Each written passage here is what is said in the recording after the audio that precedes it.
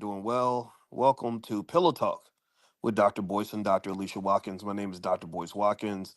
This is my lovely wife, Dr. Alicia Watkins. How you doing today, babe? I'm good. How are you doing? Doing very well now that I'm laid next to you. Yeah, we really are finally laying down together. All laid up in the bed, All laid up. comfortable and stuff. How's everybody doing? Can y'all hear us? Give us a yes if you can hear me okay. Quick yes if you can hear us. Also, Low Capitol Hill, what's going on? Joanne Dixon, Jordan Salas, good to see you as well. Badi and Muhammad, good to see you. Can y'all hear us okay? Thank you, Tara Redmond. Okay, Tara says yes. Okay, Jordan and Jashawn and Paul, Regina, Claudette, Danny, Reby, What? Vic, remember Reby? Was it Reby Jackson? Was it what one of the Jacksons named Reby? Man, I loved Rebe Jackson. I wanted more music from her. She never came out with anything other than that one song. Yeah. Did she she had a song? She did have one song. Oh. Wait, was it Two of Hearts? Two of Hearts? Maybe No. that wasn't it. I Well, can't well, remember. you from Gary. That's probably Yeah, required that's my homegirl, required Rebe learning in the Jackson. Gary public school system. It should be. It really should be. Yeah, well, the I think the Boyd family is like the new Jackson Five. Infinity Song, Where are they from? Detroit? Victory Boyd. They're out of Detroit. Yeah, Okay, it's a lot of artists out of Detroit, though. yeah. You guys should look them up. But anyway, how's Yeah, everybody doing? Oh, it was called Centipede. The song. that's right. Centipede. Yes. Okay, I'm thinking about the headband. I don't know what you're talking about. You never heard Centipede?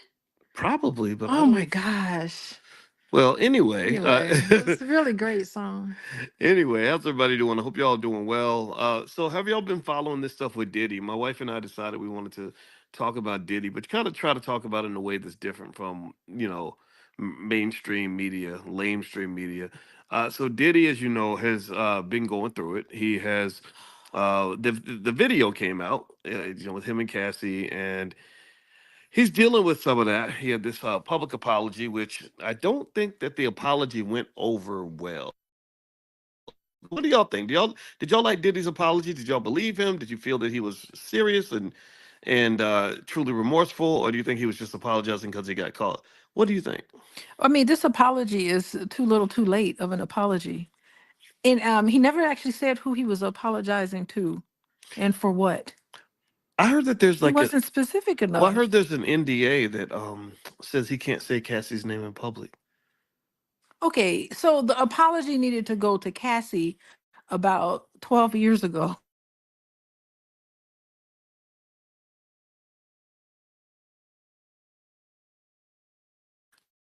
Right, right. Okay, so let me ask you this. So as a relationship therapist who's Yeah. seen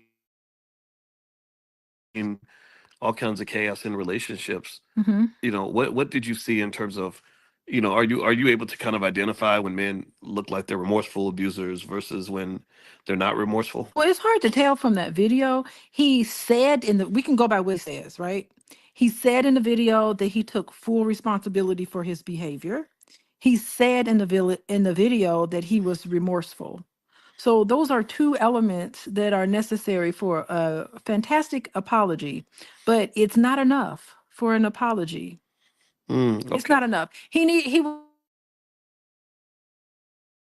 have needed to have talked about how he got help. So he did mention, I am seeking therapy and I'm seeking help, but he needed to specifically talk about, since I've been in therapy, I've now realized how and why I was wrong. And I've now made these changes in my thinking and in my behavior. Like he needed to have been way more specific in terms of an apology, right? Mm, Talk about how you've done, how you've changed as a person. He also need to make amends. Like, what are you going to do to make it right? mm. To make what you did right. I'm so sorry. And he also need to acknowledge the effect his behavior had on Cassie and the viewers. Okay, interesting, interesting. I mean, it was so much more to an apology than just saying I'm sorry. He Okay, did not do. He fell short of that. okay. Yeah. Now I want to ask everybody. Somebody mentioned that there was a little bit of trouble hearing through the signal. Mm. Was Dr. Alicia coming through clear? Can y'all let us know? We want to. I get a little bit paranoid when someone says sounds going in and out. I'll be dang on Mm. it. Let me see. Oh man, that would suck. See, we should have been on the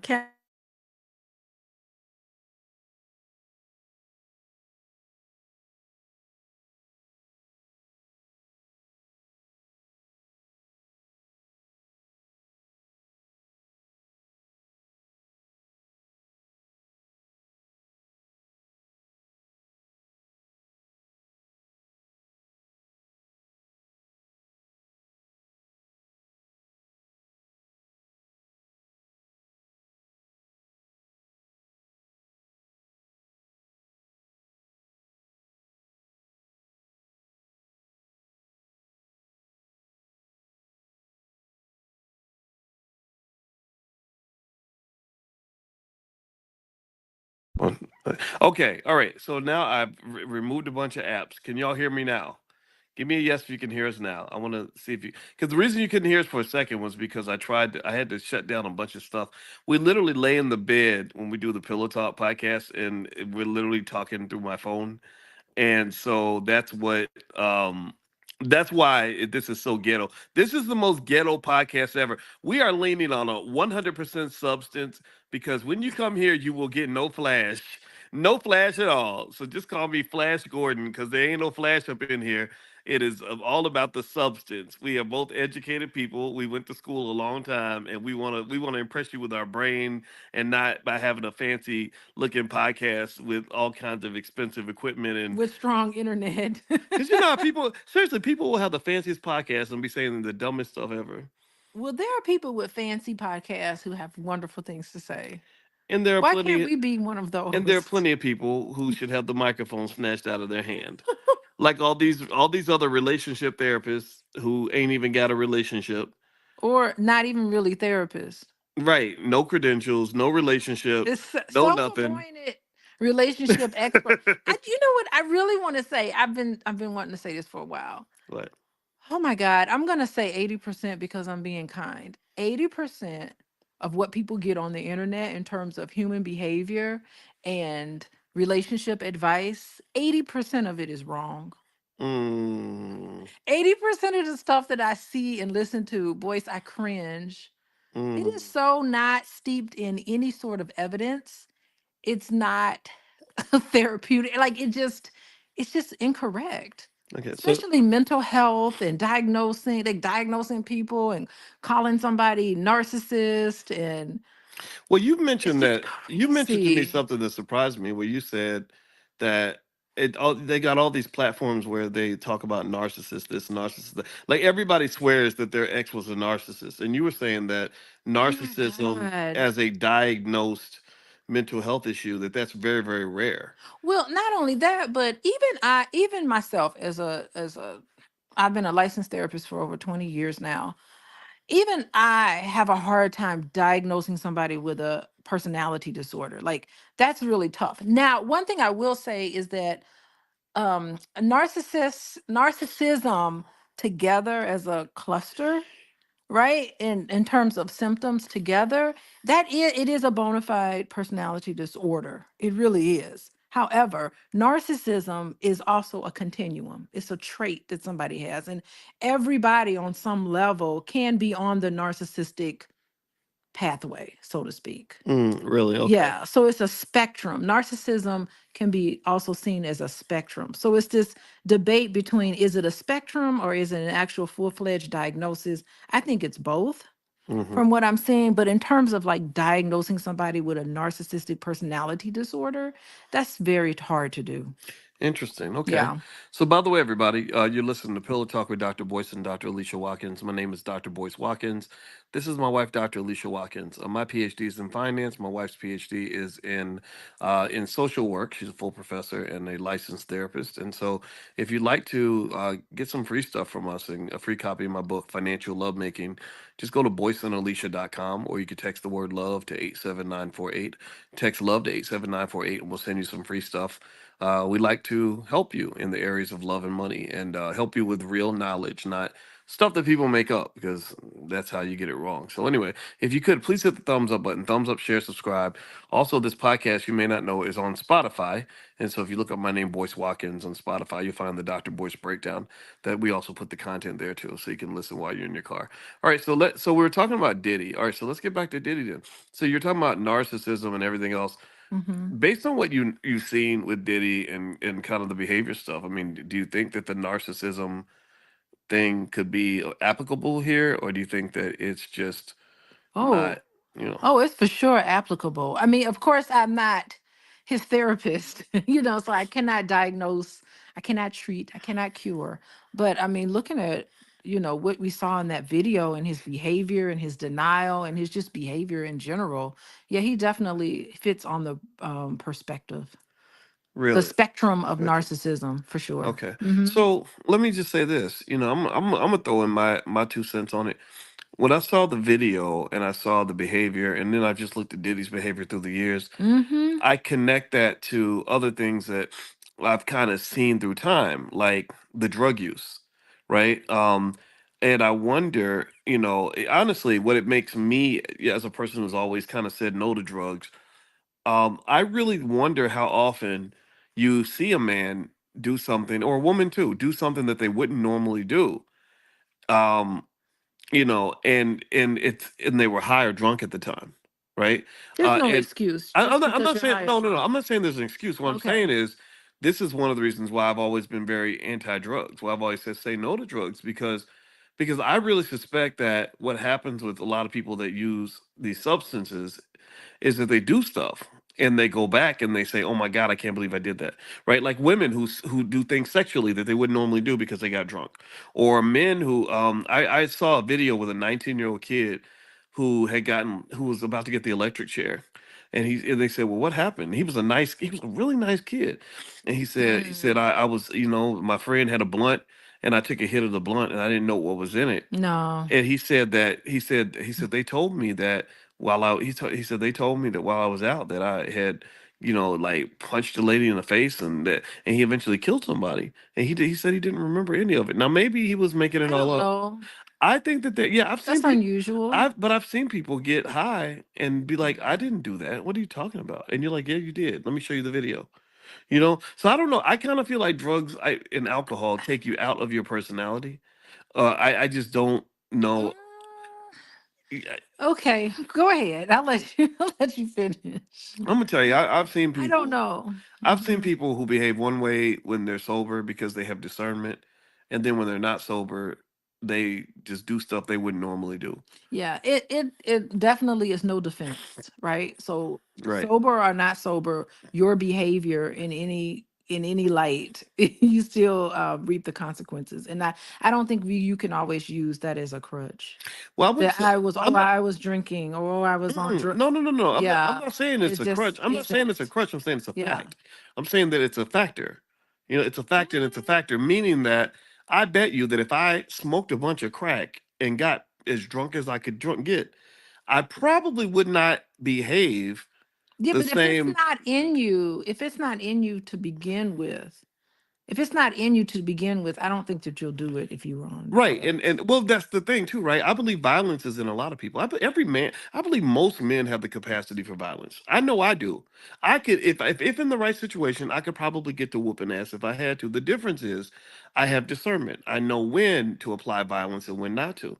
So my thought, and there've been times Mm. where, and I'm sure everyone can understand this. There've been times where I wanted to be violent, where I wanted to punch a dude in the face or whatever, but I didn't do it. Why? Well, because there's a part of your brain called the prefrontal cortex that stops you from making decisions like that, right? So I wonder what happens. They say alcohol and drugs releases your inhibitions. Like I never drank, but I drank one time. I drank a shot of whiskey one time, Really, what and was that like, and when was it? well, Tell me all about I it. was 21 years old, and let me tell you what happened. I remember observing my own behavior and saying, "This is so interesting. I have no inhibitions right now. Hmm. If you told me to go over and say something crazy to that lady, I wouldn't even care about saying it. I would say it and not have any feeling about it one way or the other. Out of So a so shot of whiskey?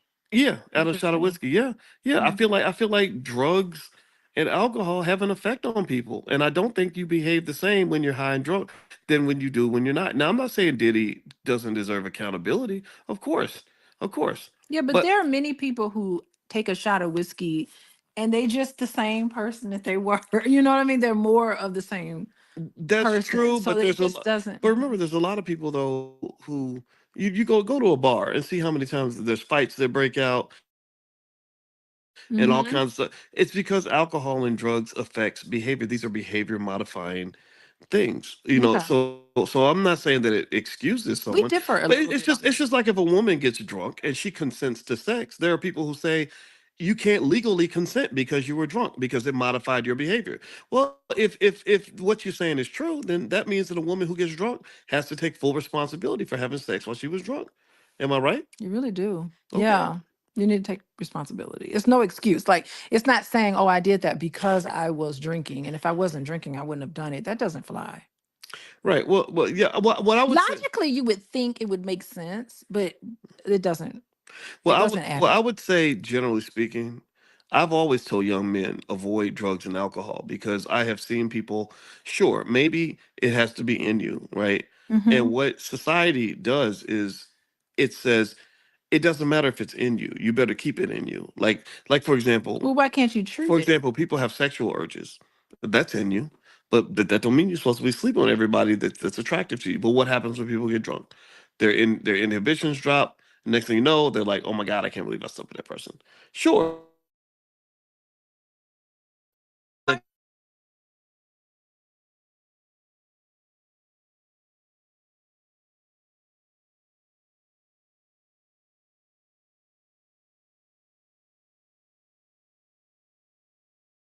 No, I've seen too many situations on college campuses where people got drunk and high, and crazy things happened at the party that where the people were ashamed of their behavior. Now, again, maybe again, you have to take accountability. There's no I've been drunk before. I have been intoxicated and before. you ain't the same when you've been drinking. But the thing When you've is been that drinking, you are a different person. You ain't gonna beat up Cassie or nothing, I'm but not gonna fight anybody ever because you're not a because that's fighter. not.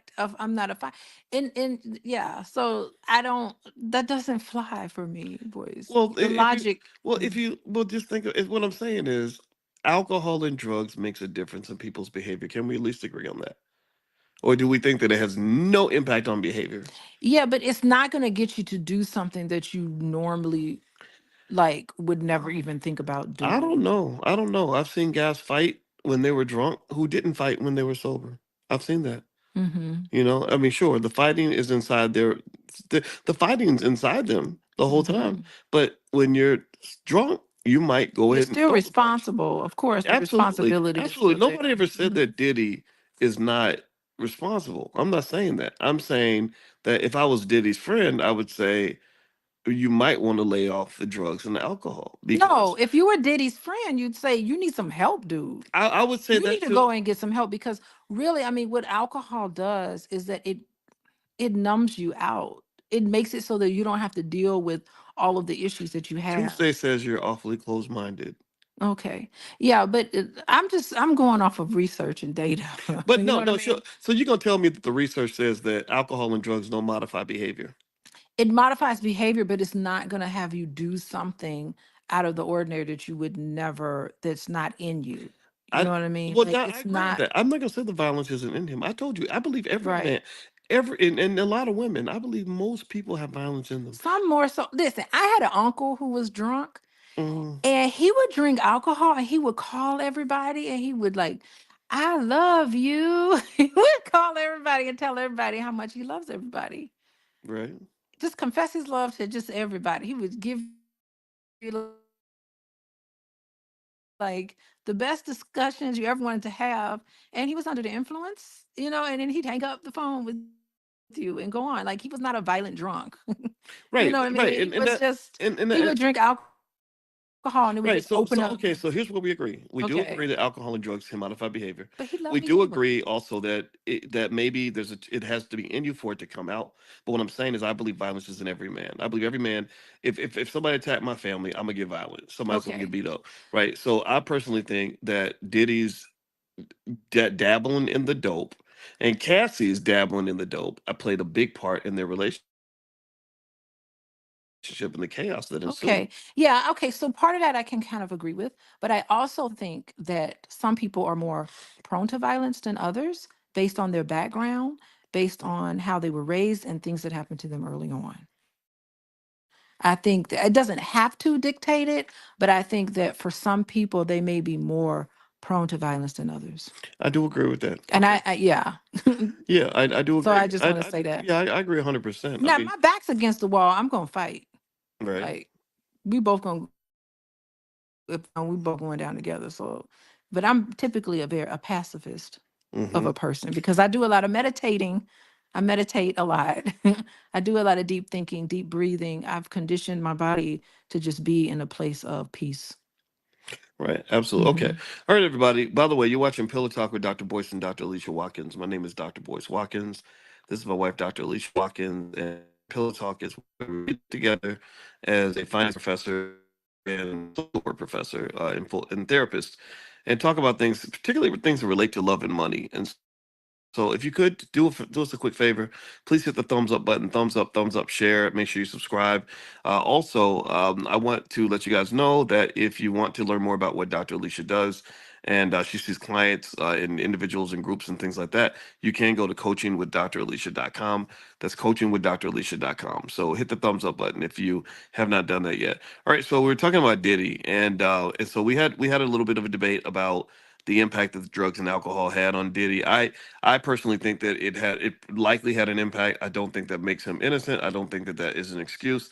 I think that that is one of that to me is one of those reminders for me why I tell black men to stay away from drugs and alcohol.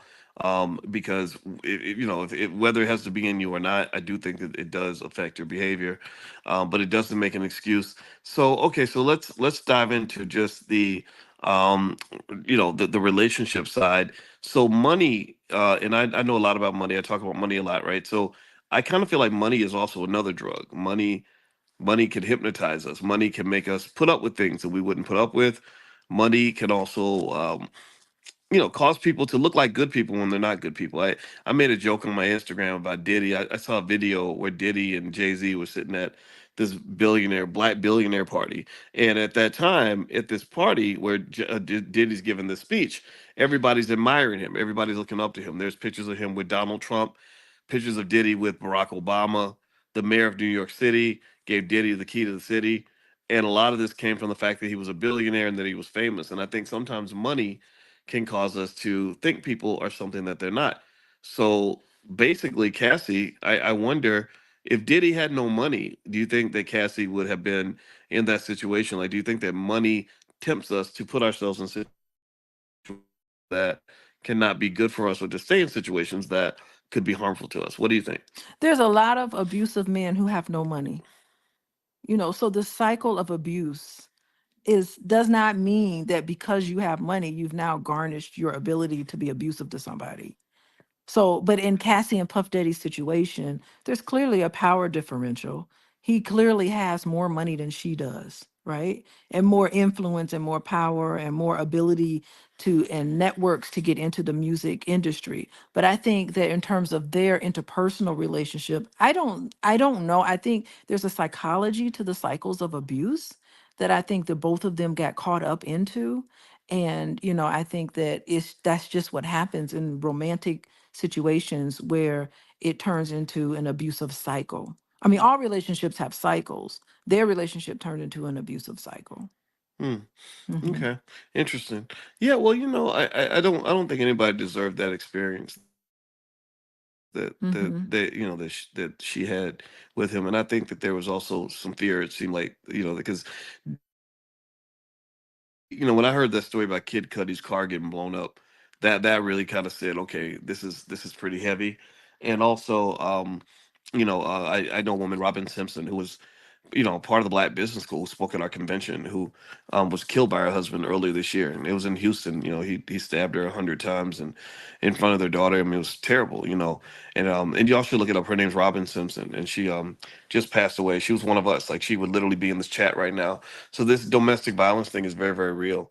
And I do kind of think though that there is a conversation where you have to talk about the culture, because remember, Diddy represented the culture. Diddy, when they talked about the culture, Hmm. they were always talking about Diddy. Like, Diddy was one of those people that would reference the culture, the culture, the culture. He was a regular on the BET Awards. He was a big part. I don't know what relationship Revolt had with the Breakfast Club, but I know that when I went on the Breakfast Club, every time I went, Revolt would have a sign up somewhere, and there was like, so I know his company Revolt was connected to the Breakfast Club. So my thing is, here's my thing. I think that we do have a problem systematically with women being attracted to these wealthy men who are in an industry that just has a blatant disregard for women. Yeah, Blatant, just misogynistic. heavily I Yeah. mean, hip hop culture in Hmm. general. I listen, I followed the rappers. I listened to the songs. I know hip hop going back 30 years. And they would say stuff about women where I'd be like, man, I didn't know a man could get away with that. It's really hard to be big in hip hop and not have to have a portion of your music misogynistic toward women. Yeah, like you can't make a Like it's song and tough. say I love black women, I admire black women, I love my wife, I love my woman. You It's can't. I mean you can, but it ain't gonna get no play. Right. You got to say these hoes, Little Wayne, literally, Little Wayne. I want to let me know if Oh y'all. my Let me God. know if y'all are listening to this. I want to know if y'all are hearing. What I'm gonna say it slow so y'all can hear this. I remember I had a conversation with a woman in 2010, and I was listening to a Little Wayne song, Hmm. and in this song, Little Wayne literally said, "I'ma steal your girl, make her nut for me, then slut for me, steal for me, then kill for me, and of course it'll be your cash, and then I'll murder that bitch and send her body back to your ass." Did y'all hear what I just said? That's rape and murder. That's rape and murder, exactly. I Oh mean, my. that it's crazy. And Yeah. and what's nuts to me is that women would be in the audience screaming like, "Ah, Little Wayne, I love Little Wayne," and I'm like, this man just said that he would kidnap you and make you into a prostitute and make you break the law for him, and then he would murder you and send your dead body back to your boyfriend. That does not alarm you, at least a little bit? And so I don't really just. I mean, Hmm. I don't know who to blame exactly. I don't know if you blame if you look at the record labels and the fact that they incentivize, they financially incentivize this behavior. If you ever wonder why I, as a finance professor, talk about this, it's because you let the money hypnotize you. You let the money have you behaving like some dastardly little animals that just beneath what you're supposed to be. And then you spend 20 years disrespecting women. And then here's what happens to these guys. Then they hit about 33, 34, and then they got little daughters. Hmm. They got daughters. Diddy has daughters. Hmm. And I just asked the We hard got to question. stop his behavior. I asked the hard Hmm. question that made all my haters come out the closet. And I don't care. I don't give a damn about. They can all come out. I want every one of them to come out. And you know what I said? I said the question that a man has to ask himself is, would I want my daughter to date a man like me? And the answer can't be yes. There's no way on this earth that Diddy would want his daughter to date a man that the way he treated Cassie. But The, you know, the mind of men who act that way, they believe they're justified in their behavior. They believe she asked for it. They believe that, oh, if she had just would just shut up, if she would just do as I say, if that power and control. That's when you become out of control, that's when they feel like they have to do whatever they can to get you back in control. So they honestly think that they're justified in their behavior. see what They think that she provoked me. They take it, she provoked me. If she wouldn't do this, if she wouldn't do that, then I wouldn't have these behaviors. I wouldn't beat on her. well, I think it's it's really it's one of those things where there's a lot of variables at play. Like Mm-hmm. I remember noticing it way back in the '90s how a lot of hip hop artists where they were looking up to pimp culture. Because Mm-hmm. I don't know how many of y'all remember. Some of y'all remember Snoop Dogg when he came to the an award show and he had two women on a leash and he was there with a pimp. This guy that used to wear green named Bishop Magic Don Juan. And so Snoop shows up at the award show with these two women on a leash, and he's got a legitimate pimp like with him. And the whole idea, in my view, that kind of got perpetuated through hip hop is we don't love these hoes. You don't let these hoes control Oh, you. You that don't was his if you anthem. right if you right that was what made him famous. Right, almost Mm-hmm. like 50 Cent saying I got shot 9 times. Like we don't love these hoes was Snoop Dogg's like number one branding statement, and you can keep going. I mean, I remember Ice Cube saying a bitch is a bitch, just Mm-hmm. stuff like that, right? So this idea of kind of saying women are just worthless, just and what it did was when what people don't understand because they don't I don't know if we understand how the music being pushed by people who are not black is being funded by them, how this impacts the culture. So what happens is with among men Mm-hmm. is that if you are the man who says, no, I don't disrespect women. I love my women. I respect black women. Well, then you start getting called a simp. You start getting called a simp. But I think what's interesting is that Cassie's husband, who's this white guy, he's come out in favor of course, in support of Cassie and making statements about domestic violence. In a sense, he's a white man that's coming out saying, I can't believe this black man did this terrible thing to my black wife, Yeah, you know? I feel like he kind of needs to be quiet. You know, Well, he's standing because up for I get it, I his get it, wife. I get it, but I Mhm. still kind of feel like it irritates me because Malcolm X used to say the white Mhm. man will sell you the liquor bottle and then lock you up for being drunk. Oh, that's exactly what You they're know, doing. he'll sell you the liquor bottle, lock you up for being drunk, and so to me, the white guy, so the white male will destroy the white. Subconsciously. So in many cases, what racism does is white males will destroy the image of the black male and then show up to the black woman and say, I'm saving you now. I'm gonna save Your you. white Right, savior. I'm gonna save you from the problem I created. Yep. That's one of the things that irritates me about this black female infatuation with people like Joe Biden. It's like he's showing up as the savior because you don't feel like you can depend on your men, but he was also the guy that incarcerated Yep. millions of your men. He wanted black men exterminated pretty much. Mhm. So your husband or all the men that should have been in your family, a lot of them were damaged through incarceration. So I'm not so I think that when you're really talking about what happened with hip hop and you're talking about the behavior, you gotta understand Diddy's behavior did not happen in a vacuum. You know, the people that empowered him were the Clive Davises of the world. Yep. These record labels run by people who are not black. They push this narrative, this imagery, this false belief that women are supposed to be disrespected. If they had funded something different, we would have done something different. And how long did they know that Puff Daddy or Sean Puffy Combs was behaving this way? And why now? I Right. mean, it's almost like here we have another black savage of a man falling from grace. Mm. And therefore, he subconsciously represents all black men in some way, Well, subconsciously, to see him fall like this. And there's going to be one after another. It's going to be another. I know people are predicting more black men coming down, but that's what it is. If they pump you up in their system, play the game, you're going to fall. well, and that's true. Hmm. I feel like every black man who is making lots of money by being propped up by white people is in danger. Hmm. The minute people decide they're done with you, they're gonna find something on you. They're gonna find some way to make you look like public enemy number one and destroy you. And I think with Diddy, I do think that there's a deeper issue going on. I think that there's a black Epstein scenario happening here. I kind of would really love to know why he had so much. Why he had so much the stuff going on with the videotapes and to blackmail people and all that. That sounds almost like you're working with a government entity. Like I really believe Oh, Epstein. yeah. I believe Oh, for Epstein was sure. connected to the gun. I think that's why he quote unquote took his own life, right? Which I don't believe that he did.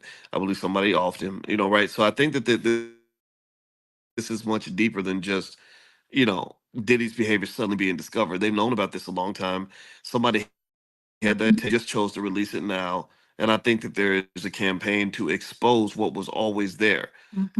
it almost to some extent reminds me a little bit of the R. Kelly thing where when the whole world decided that R. Kelly was public enemy number one, I was very surprised by that because I said, this Negro been crazy since Oh, he's 2002. been, oh man, he's been traveling around Chicago picking up young girls for a long time. I was surprised that he went as long as he did without being detected. I'm like, are we the only people that see this? Like, it's got to be more people Yeah, seeing it.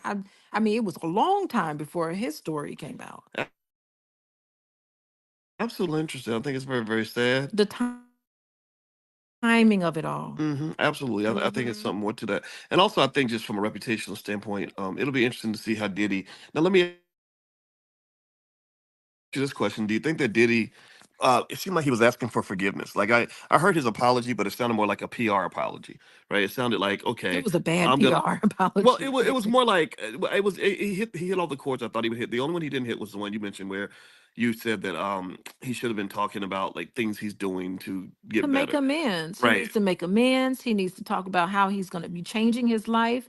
And he does need to ask for forgiveness. He said, I am not going to ask for forgiveness. And I think that's a mistake. I think part of the forgiveness process is to ask for forgiveness. The apology process is to ask for forgiveness. Well, I know he took full accountability, and That's I feel good. like he's gonna show up in church. I feel like Oh TDJ. God, he So did mention yeah, God he and go Jesus. yeah he gonna end up in church, and in church they kind of forgive anything, don't they? Like they forgave that white boy who went and shot up the whole church. They were forgiving him like a few days later. They were forgiving him way too fast. That's That correct. don't even make sense. That was Who strange does to me. That that? was very strange. I did not. And here's the thing. I can Why under. would you be talking about forgiveness Well, right after well, it? you know what? I can understand forgiving someone in your heart, but you ain't got to announce it to everybody. You That's know.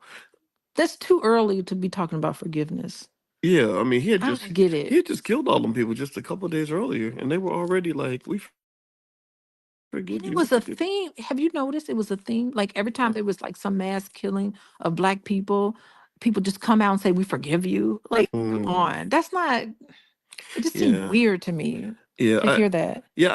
I kind of honestly feel it's interesting to see Diddy in the situation he's in because what it does is it makes me reflect on what he's meant to the world all these years, and I think that what you can learn from this fall from grace is something that's always been sort of hidden in plain sight, which is that hip hop culture and the men, mostly men in the culture and the women, some of the women too, it's just not a real healthy culture. No. You know, it's a culture that's full of just unhealthy behavior, debaucherous. And I've been talking about this. I've been talking about this. Y'all know, and those who've been following, y'all know I've been talking about this for like 20 years. Hip hop, unfortunately, it's just a recipe for self-destruction, particularly for black males. Alcohol, drugs, murder. Oh, for the entire black family. Yeah, The right. black Very family. anti-family, and very anti-black. It is, And and it's not our original black culture. no, So far away that's not from even a it. representation of hip hop. You know, really what it's doing, hip hop is taking on, to me, the characteristics of whiteness. Well, To me. well, That's how I see hip it. hop is white culture with black actors. That's right. It's racism and blackface. It's a Yes. minstrel show. That's what it's Hmm. become. So basically, it's like so. What happened was we had something that started off healthy and pure and powerful, and somebody just came along with a bunch of money.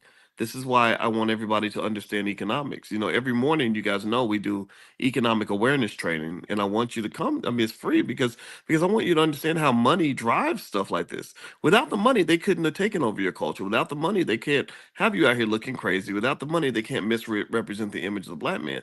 So they took their money and they said, we're gonna, Negroes are for sale, and their culture is too. So we're gonna buy their culture and buy some Negroes and get them to go out here and make black people look crazy. And Hmm. that's what they did. And everybody has a price. What are you gonna do?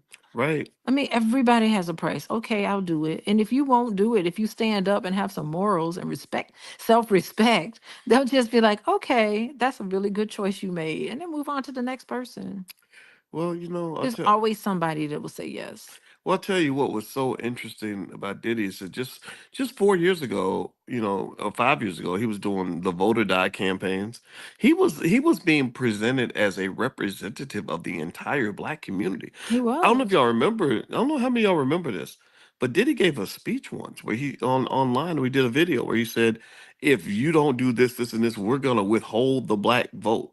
So he presented himself as the representative of all Yeah. black people. The middle of it all. Yeah, and here's the thing. This was what irked me about that was I knew he did exactly what I knew he was going to do. He was going to withhold the black vote to control the black vote and then hand it right back. And then so what Mhm. happened was the narrative at first was if we don't get what we want, we're going to withhold our vote. Then the narrative became Trump is so dangerous, we all got to vote. Right, and I knew it. I when he tried to control the vote, I knew exactly what he was going to do. I said, okay, I get what you're doing. You are what do they call co-opting any sort of Mhm. movement in the community so you can guide it right back to where you need it to be. So long story short, I always kind of had an issue with that, right? So now it's and this was the guy that was representing you. So anybody who's kind of rejected that, I'm happy for you because this is not black leadership. I'm not saying Diddy can't be fixed or reformed. I'm not saying that he's not smart in his own way.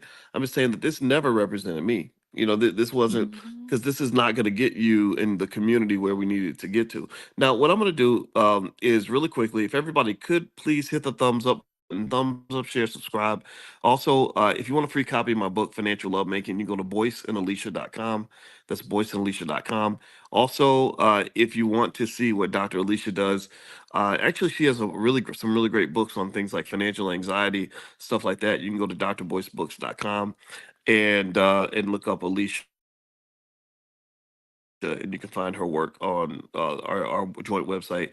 Literally, our kids will ship the stuff to your house. We have a legit family business. We ship everything right out of the house. So if you even want her books autographed, you have the option of getting them autographed. All right. So let's see. Charles says, glad you mentioned vote or die. They made sure they took him down right before the election. Now that is interesting, Charles. Yeah, because actually, speaking of the politics, did you know Cardi B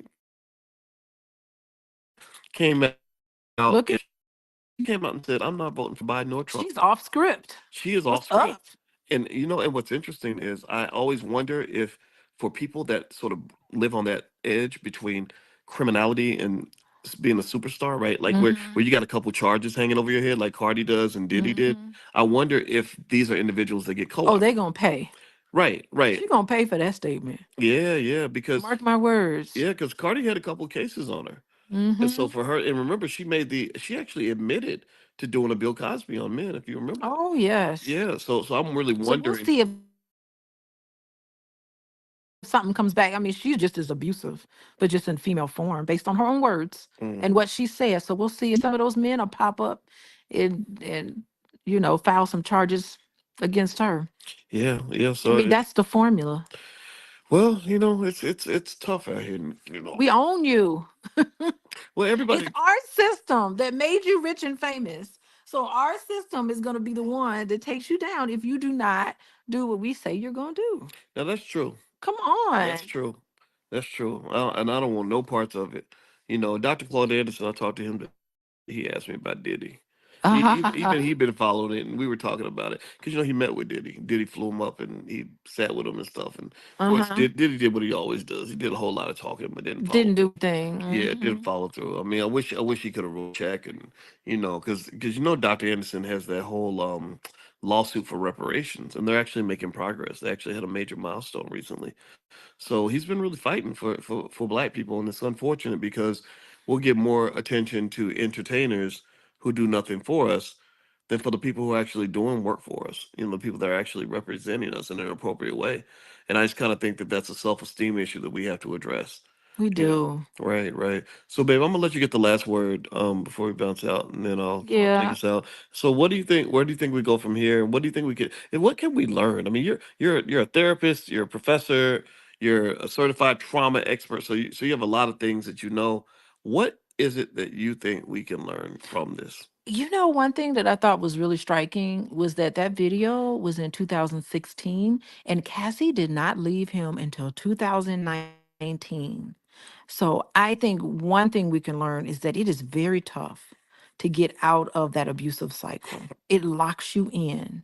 And I can go on and on about codependency and what happens in these abusive situations, but when you're in it, it's very tough to get out of those situations. And I think that I really do think that if Sean Puffy Combs was really serious about turning his life around, I think he can do that.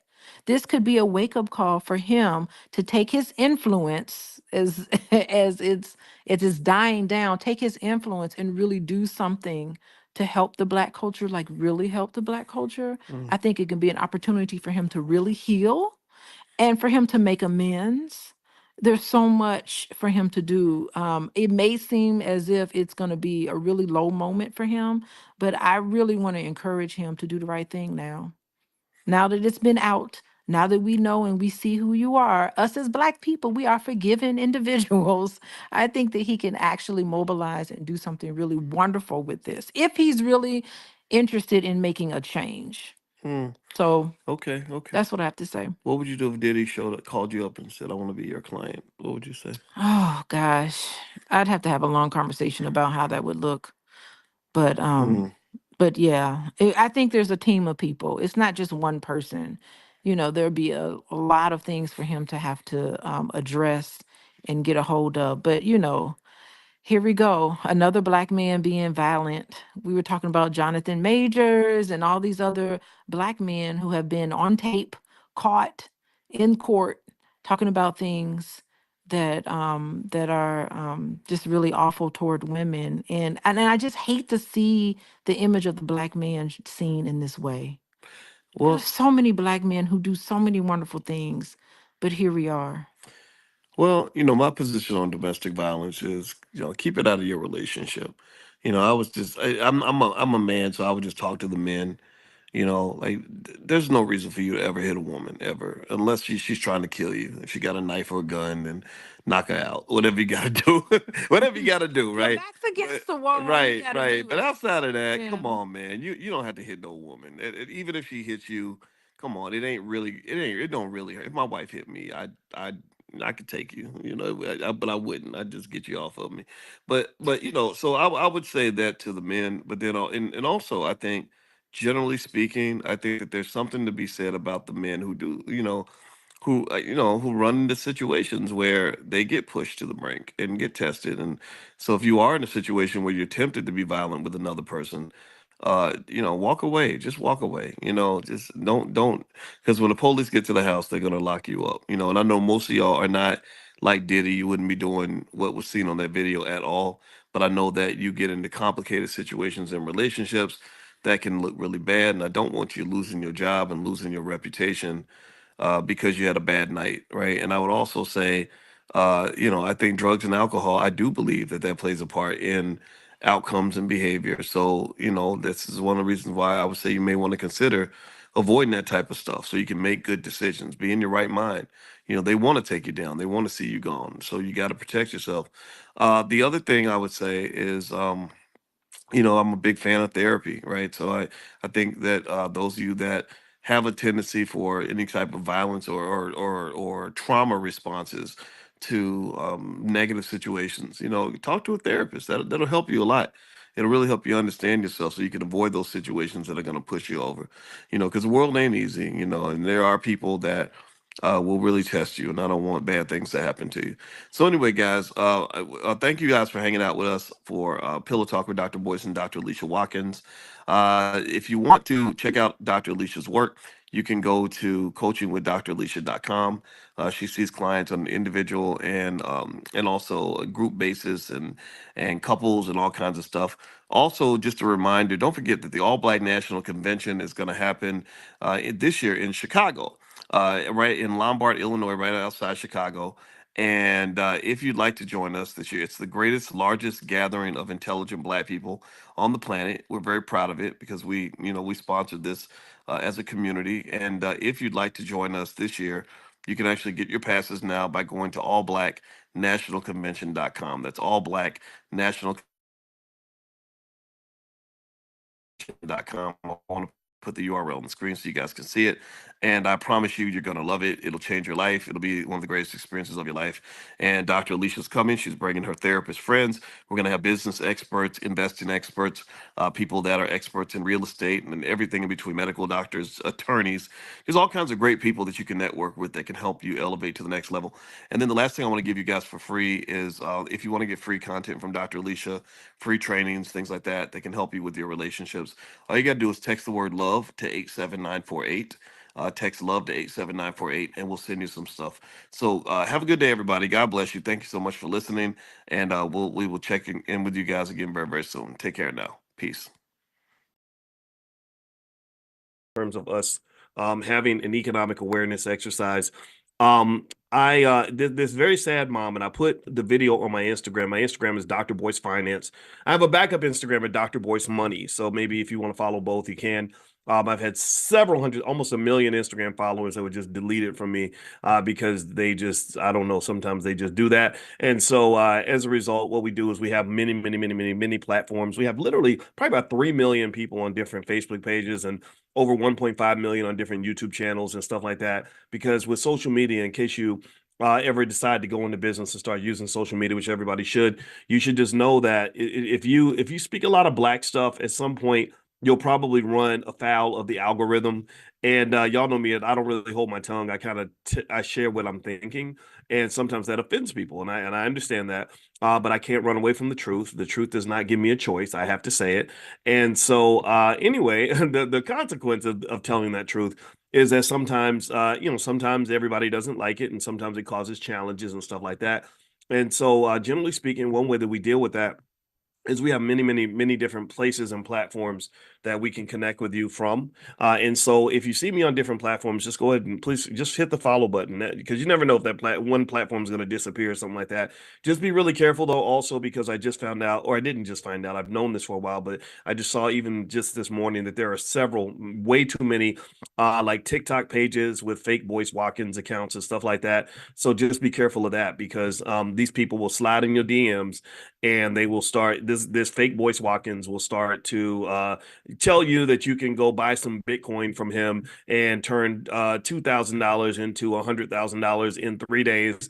And I have no idea why people fall for this. I have no idea who these people are that they're getting to give all this money to, but there are people out there who've really been hit like that. And the truth about investing 9 times out of 10 is that if something seems too good to be true, it probably is. Okay, so don't go chasing waterfalls. Stick to the rivers and the lakes that you're used to. The best and clearest, and the easiest way I've seen to make money is through what we do with stock options. If you go to drboyceprime.com, in terms of what we do with stock options, it's absolutely stunning in terms of the ROI that you can get if you have just a little bit of a capital base. But even there's always risk, And but in case you want to know what I was doing this morning, I was selling my stock options and making my money for the week so I could pay my credit card bills and all that stuff. So if you want to go take a look at that, go to drboyceprime.com if you'd like to join the class. All right, so here's so I'm going to play this video, and it's from a mom who is kind of sad because she had to kick her kids out of the house. And her 23-year-old and her 24-year-old, I think her kids were very close in age, they were very upset with her. They were very mad at her for saying, you got to go, you got to get out of the house. And I understand that, and I've seen that before. It happened in my house. I don't know if anybody else ever went through that challenging situation, either as a parent or a child. It ain't never fun. It's not fun for anybody. Me and my parents went through that. And I'm gonna kind of give you a perspective on this from an economic standpoint. I wrote about this in my book, The 10 Commandments of Black Economic Power, and I wrote about it a lot. And because I really believe that this is something that we should critically analyze if we want to understand Black wealth.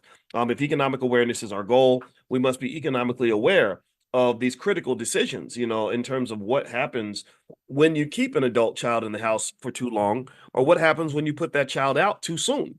It's a balancing act, right? Because that move that breaking up of the family, which might be necessary in terms of getting the bird out the nest, it has economic consequences on both ends, and it's an especially critical issue in the world that we live in now. Where how many of you, give me a yes or no if you've read all the statistics about how Gen Z people can't afford to buy houses? Have you seen these stats? Let me know if you've seen this, where there are all these stats about Gen Zers not being able to buy houses, Gen Zers not being able to pay rent, Gen Zers not being able to get jobs that pay them good money, Gen Zers not being able to pay their student loans, Gen Zers really being financially body slammed by this economy.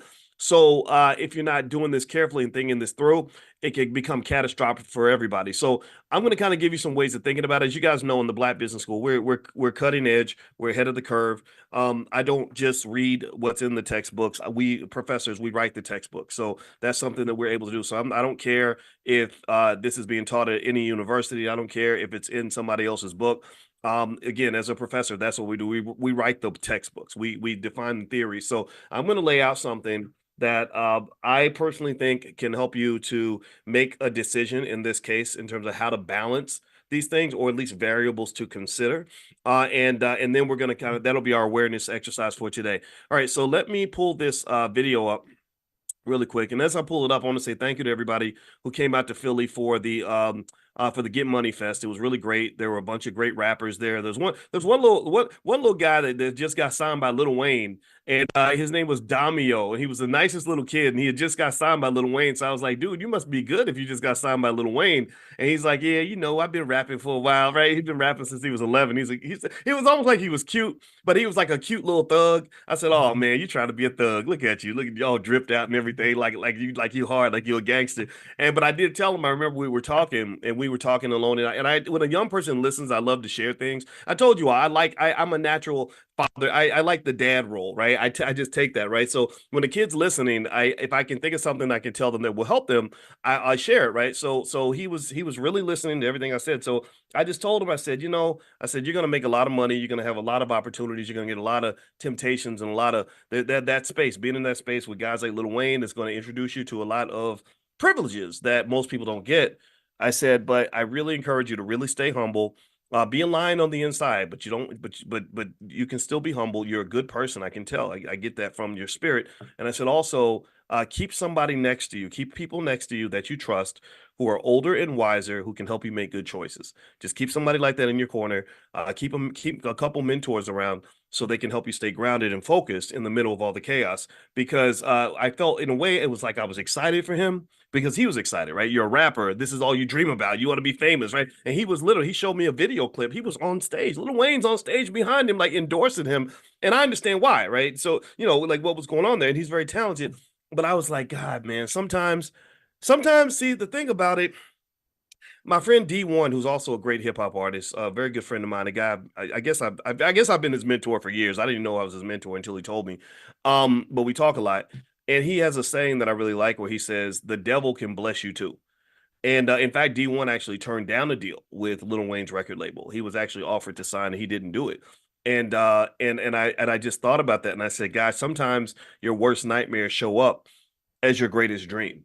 Sometimes you get exactly what you want and you realize that really wasn't what you want, right? And a lot of us have gone through that. Like, you ever got a chance? Like, for example, when I was younger, there was a girl that I really really wanted to be with, and I just thought she was the prettiest thing in the world, and finally she agreed to go out with me, and it was like the worst thing that ever happened to me because she was a terrible person, And so really, I think just understanding this, and I think this is a financial awareness exercise, that everything that glitters ain't gold. Everything that you think looks. A lot of times the grass is always greener on the other side. We have these dreams, visions, and fantasies, all these things that we believe are going to make our lives better. And then sometimes you'll find out that, if you don't think about it carefully, you go chasing these waterfalls, it can ruin your life. And I wanted to say that to this kid, but I didn't want to mess up his moment. I just said, keep wise people around you. Keep some good people around you that are a little bit older that you can trust, who can help you make good decisions when it comes to money, when it comes to women, when it comes to just choices, things like that.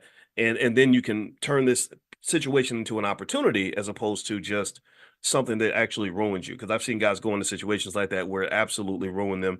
And that's it. That was just a quick thought. I hope that that's okay if I share that. But yeah, so he was at the Get Money Fest. He performed there, and there were a bunch of artists that performed. And then we had great financial literacy panels.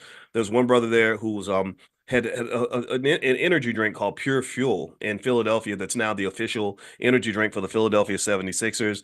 There's another guy named Will Reck or something like that. I wish I can remember his name exactly. His name was Will, and he literally pulls together all the artists in Philadelphia and funds the artists, which I thought was amazing because a lot of artists become slaves. They become financial slaves to people from other communities who own the hip hop music industry. And they say, hey, Negro, if we give you $2, will you go out and make a fool out of yourself? And we do that because we don't have funding sources. So his work was really important. And there was actually another guy who was a CEO of a record label, and just really great. And then we had branding specialists and people that were specialists in how to raise money for your business. And it was just really great. Like, I love the blending of Black art and Black creativity with Black economics. See, the reason those things have to be blended is because tell me if you agree, tell me if you understand this, we are the most creative group of people on the planet. Tell me if you understand this. Tell me if you've seen this. We are literally just incredibly lit when it comes to our ability to make something out of nothing, to just take creativity in directions that no one could ever thought it could go. And we've been doing this. We've been doing this for hundreds of years. It's just now, we see the rappers and we see Kendrick and Drake and all that. And it was really fun talking to I'm talking about Kendrick and Drake with a guy who just signed with Lil Wayne's record label. He's like, no, I'm Team YM, I'm Team Young Money, and but it was fun. We talked about the economics and everything else, and I just sort of gave my little Boyce Watkins theory. I said I think those guys should just go on tour together now. Like don't fight so hard that you destroy each other. You got to do what boxers do, right? Like boxers want to beat the crap out of each other, but then after the fight, what do boxers always do? Remember Mike Tyson used to knock a guy out like in 30 seconds, and then he would always go over and give him a hug, and then he'd get interviewed and he'd talk about what a great fighter and what a great competitor he was. Or if there was a big rivalry and they knew they could make money, they didn't let it get too far. You see what I mean? Like if I want to fight you, I don't want to kill you, because if I kill you, then there's no rivalry anymore. There's nothing, and then I feel bad because now you got brain damage and now you really. So boxers don't really want to truly hurt each other. I just want to hurt you enough to let you know that I won, and then after that, I'm gonna keep you on your feet so that we can do this together, right? Boxers get this. Boxers understand this, right? So what I really wish with Kendrick and Drake is I wish they understood this. I hope that they understand this. Like, you built something here. Like, just, Batman needs the Joker, right? The Joker doesn't want Batman dead. He needs Batman. That's what makes the Joker meaningful. That's what gives him purpose, right? So anyway, that was my weekend. So I hope that doesn't sound weird. But I probably sound like a weirdo half the time. I've given up trying to be normal. All right, so let me share with you all this video that I keep talking about of this sister who is really distressed because she's trying to figure out where, she's basically saying she just told her two daughters who are 24 and 26 to move out of the house. And I want to play her video, and then I want to kind of assess this from the perspective of my book, The 10 Commandments of Black Economic Power, and give you a framework within which you can sort of think about this thing. So here we go. 3 months to move. And oh baby, it was a big old hassle, let me tell you. Oh, I can't, oh, she putting us out. Oh, respectfully, I need such and such and such and such. I'm trying to get a truck, and it was a war in my own home, let me tell you. But you know what? I am so proud of my daughters. I am so proud of them. And they don't even know it, because guess what? They don't even talk to me. They will come in the same house that I live in. They'll speak, but it's sort of kind of dry. And they'll go on about their business. No conversation. You can tell I'm an energy person, so I can tell when the energy is off. But it's okay. Because I'm still happy and I'm still going to love them because I'm their mother. And I want what's best for them. I gave them 3 months to move. They moved in 2.5. Actually, 2. After I had that meeting with my daughters, a month after that, my youngest daughter bought her a truck.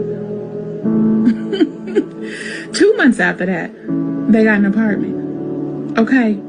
Now, my daughter's 26 and 24. We'll be 24. It was time for you guys to leave the nest.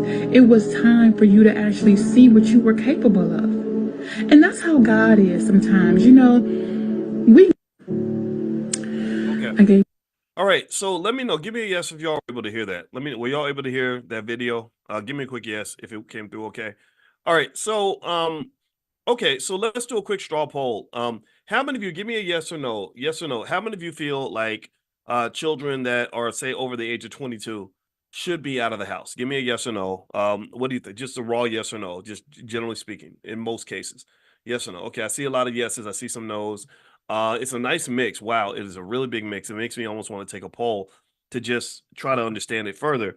I'm not going to say yes or no on that. I'm going to actually give you some things that I observed from an economic awareness standpoint that occurred in this video, and give you a framework. And then I'm going to tell you our personal story about how my wife and I kind of dealt with it. We got a 20-year-old who's 6'9", who, we've had to kind of figure out the right balance with him.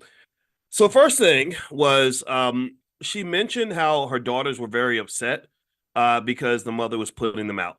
And what I saw with them being upset, like, she putting us out. I can't believe she's doing this.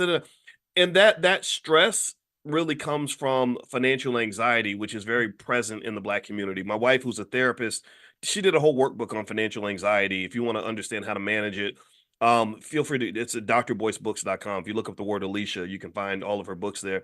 And one of the things that really does happen is that when you have an economic relationship between two people or between a person and an entity, if that relationship gets disrupted, that causes stress. Tell me, give me a yes or no. I want you to internalize what I'm saying here. How many of you feel stressed when your money ain't right? Give me a yes if you ever can remember or recall a time where maybe you lost your job, or somebody cut your money, or you thought somebody was going to give you something and they couldn't come through, or they didn't come through. And this is, and actually in my book, The 10 Commandments of Black Economic Power, I talk about that a lot, about how we can be financially traumatized and then sometimes inadvertently financially traumatize each other. And I have, for example, I have very little tolerance for family members who borrow from family and then don't pay them back. What you're doing is you're destroying the trust within the ecosystem, because when there's trauma, there is no trust. When there's trauma, there is no trust. If I'm traumatizing you, scaring the hell out of you, shaking you up, making you nervous, making you constantly off balance with my behavior, well, you're not going to trust me. You're not going to want to do business with me. You're not going to want to marry me. You're not going to want to work for me. You're not going to want to have me come work for you. I know I hire people all the time. I don't hire people that traumatize me. I don't want no surprises, man.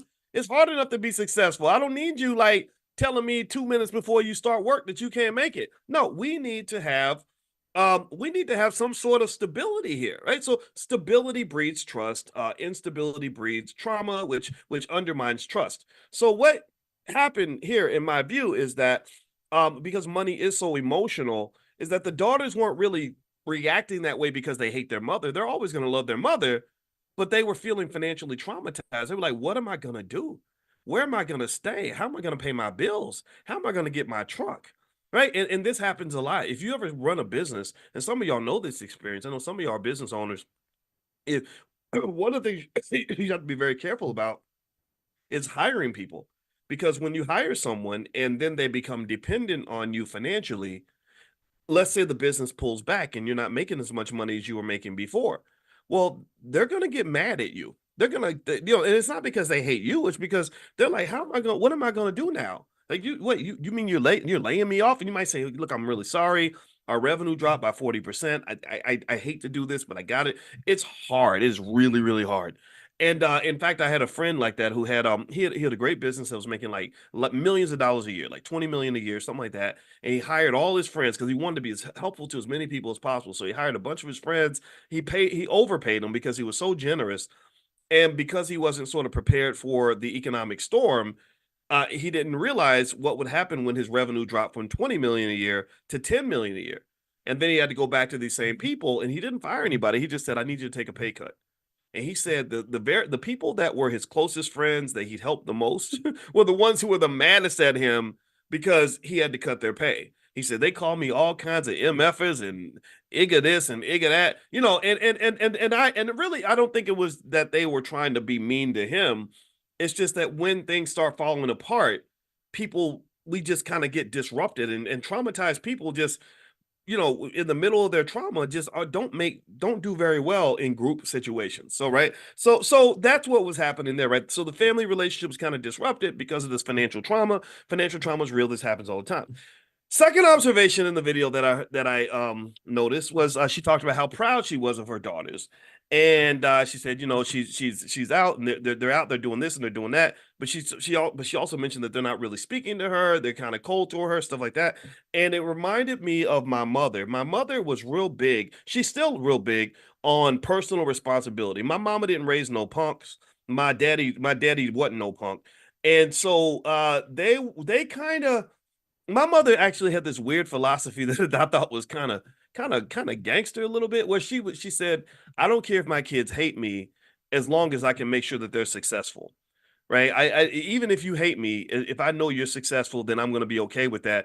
I think that's kind of hard to do. I admit I don't inherit that gene from my mother. I love my mother, by the way. My mother's amazing.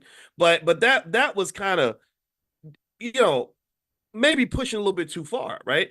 Because being loved by your kids is important, and I do love my mother, right? So I thought about that, And I said, maybe there's got to be a better way. Like, right? Like maybe there can be a way to make the kids independent without without necessarily making them hate you, right? So this led me to another thought that I had. I'm gonna lay out my series of thoughts, and then I'm gonna wrap it up with a conclusion. I promise you. But I really want you to kind of see the vision here. Again, this is economic awareness training. This is what we do every morning at 10 a.m. in case you want to join us in the future. If you want to be invited into the private Zoom, just text the word morning, MORNING, to 87948. Text morning to 87948, and you'll be invited. All right. So the next thing that I thought about was when she mentioned she was proud of her daughter. She said one of them got a truck and they already got an apartment. Right. So those are the two things she pointed to in terms of signs of their economic progress. And I get that. Right. That's a big deal when you go from being a kid to being an adult. And then next thing you know, you got your own car, you got your own place. Congratulations. That's a wonderful thing. Now, here's the challenge, though. Buying a truck, sure, it can kind of be seen as economic progress, but also buying the truck probably means that they took on some debt, which can be the opposite of economic progress, if you know what I mean. Because in a car, truck, all that, those are depreciating assets. That doesn't add to their long-term net worth or their long-term economic stability. It takes away from it to some extent because now they've got a truck payment on top of whatever other payments they have, maybe student loans or whatever. And then the other one, she mentioned she got an apartment.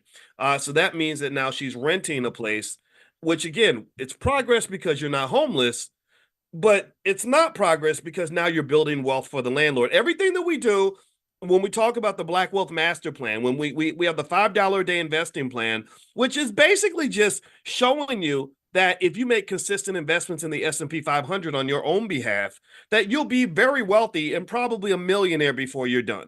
And your kids will definitely be millionaires. It's easy to take a poor person and make them a rich person if all their economic energy, money is energy, money is energy, money is energy. So if your economic energy is being applied in a way that's going to benefit you, your future self, or your descendants, then guess what? You're going to be really wealthy because all that energy that you're putting out is coming right back to you. Do you understand? You put so much energy into the world. Every time you get up and go to work, that's energy. Every time you buy a new pair of shoes, that's economic energy. Every time you give your attention or whatever to something else or whatever out here, that's energy. You're giving energy to stuff, right? And we're tired. We're very tired. Well, why are you tired? Well, because you're giving so much energy. So my question that you might want to ask yourself, just in a big picture standpoint, is if you're giving out so much energy, how come there's nothing to really show for it? Where's the energy going? And the energy is going out the window because unfortunately somebody told us that the way to tell if a Black person is doing well is by looking at what they're driving and where they're living. So if you have a $3,000 a month apartment and a $1,000 a month car note, then we think you're doing well when really you're not doing well. You're just accumulating debt. And what you're also doing is you're taking a big fat chunk of your economic energy and you're putting it right into the pocket of the landlord. If you pay your rent, if you pay $1,000 a month in rent over a 30-year period and you pay your rent on time, do you understand how many millions of dollars in family wealth that landlord has built from that money by taking that money and investing it and taking your economic energy and applying it to his family wealth and his family legacy? Do you understand that? Because remember, the $5 a day plan is only $150 a month. And I already showed you just by doing that, you're up to $250,000 after 30 years. But if you're paying $1,000 a month in rent, and let's say $1,500, some of y'all paying $1,500, that's 10x. That's 10x. Pay attention now. Let me know you're following this. This is important what I'm saying here. This little piece of information, if you memorize this, will change everything. 10x that. So that means after 30 years, it's not $250,000, it's 2.5 million. 2.5 million. That's a wealthy family. No one in this room will disagree that a family with 2.5 million in wealth is poor, middle class. They're upper class. So you've made your land by paying your rent on time every month. You've made your landlord into a multi-millionaire. By paying that car note every month, you're making the car dealer into a multi-millionaire. If you pay your car notes on time and do that over 20, 30 years, that's what you're doing. So I thought about that too. Now, this does not again, I want to make it clear, this is not a criticism of this woman at all. I'm supposed to know these things, right? This is what I do. Financial stuff is what I do. So I see this. So I'm trying to share my awareness with you in hopes that you can gain something and extract something from this video. Now, here's where let's get to the part about the kids, okay? And again, I am not here to tell nobody how to raise kids, because anybody in here who got kids, how many of y'all got kids? And how many of y'all know, raise both hands if you know that raising kids is an inexact science. None of us have it figured out. All of us make mistakes. We never get, I just hope I can get like 50% of it right. Right. So I'm not here. I am not a parenting expert. I'm not here to tell you how to raise your kids at all, but I am here to give you a perspective on this. Okay. Um, and this was a perspective that I came to over time. This was not how I was raised. Here's what I think. I'm gonna start with a clear statement on this, and then I'm gonna give it some nuance.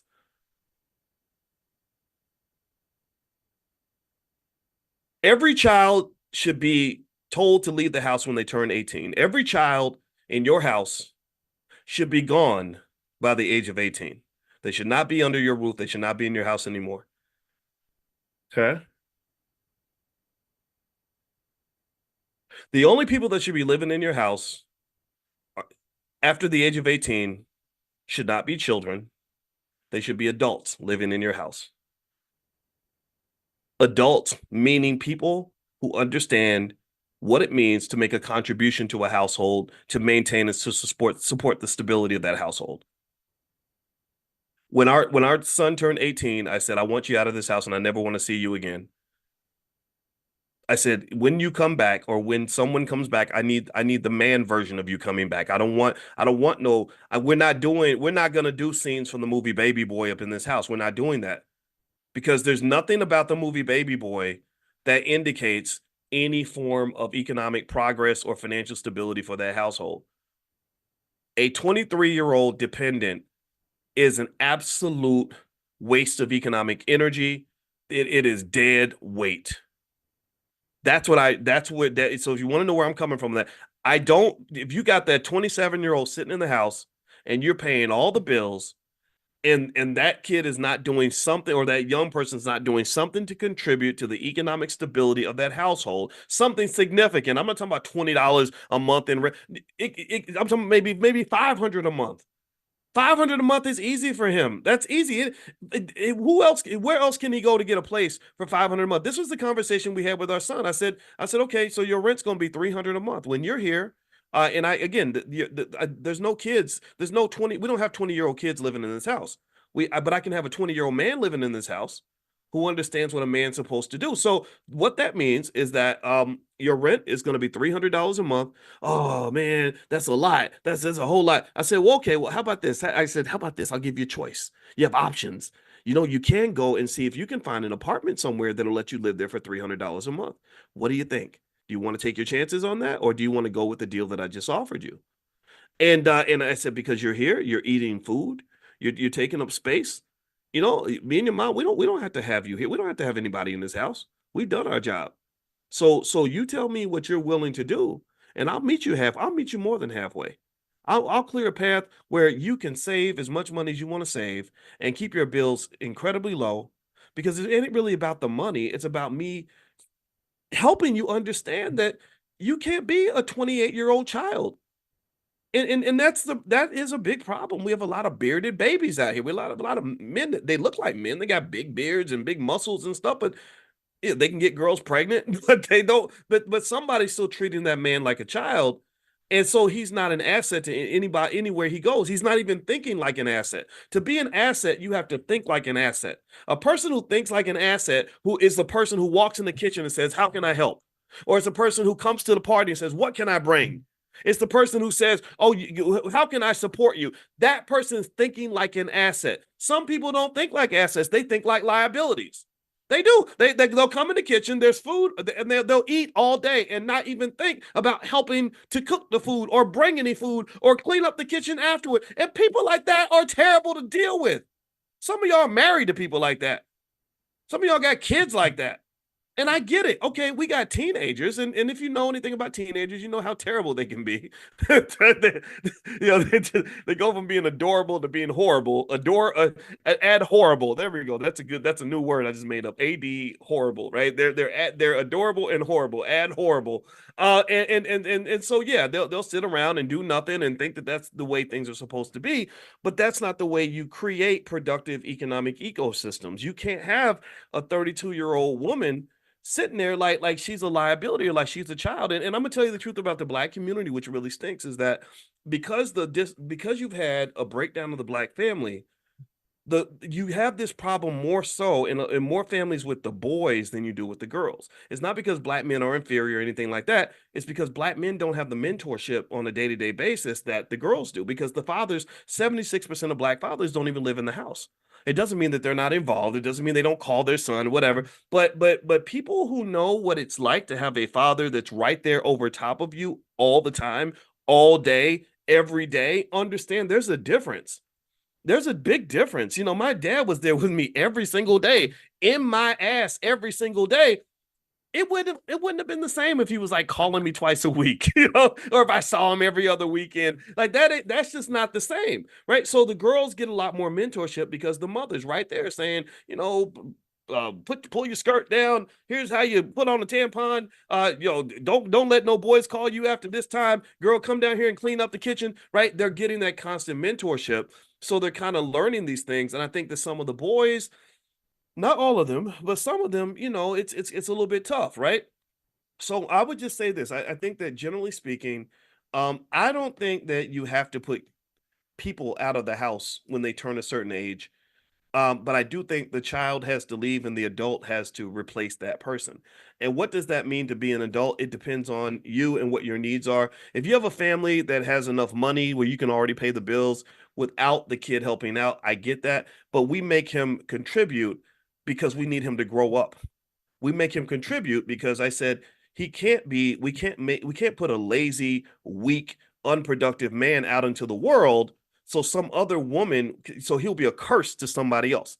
He's going to be a curse to some woman because manhood does require leadership and problem solving ability, the ability to make money, the ability to do all these things. And I don't want some woman to have to marry a 30-year-old child. Like that would be terrible for her, right? So ultimately, I think that in this video, what I'm seeing is, I think that the mother wants her daughters to be in the house, and I think that she could have made a deal with them and said, okay, you can stay, but everybody who stays has to contribute, right? So if the mortgage is simple budget, right?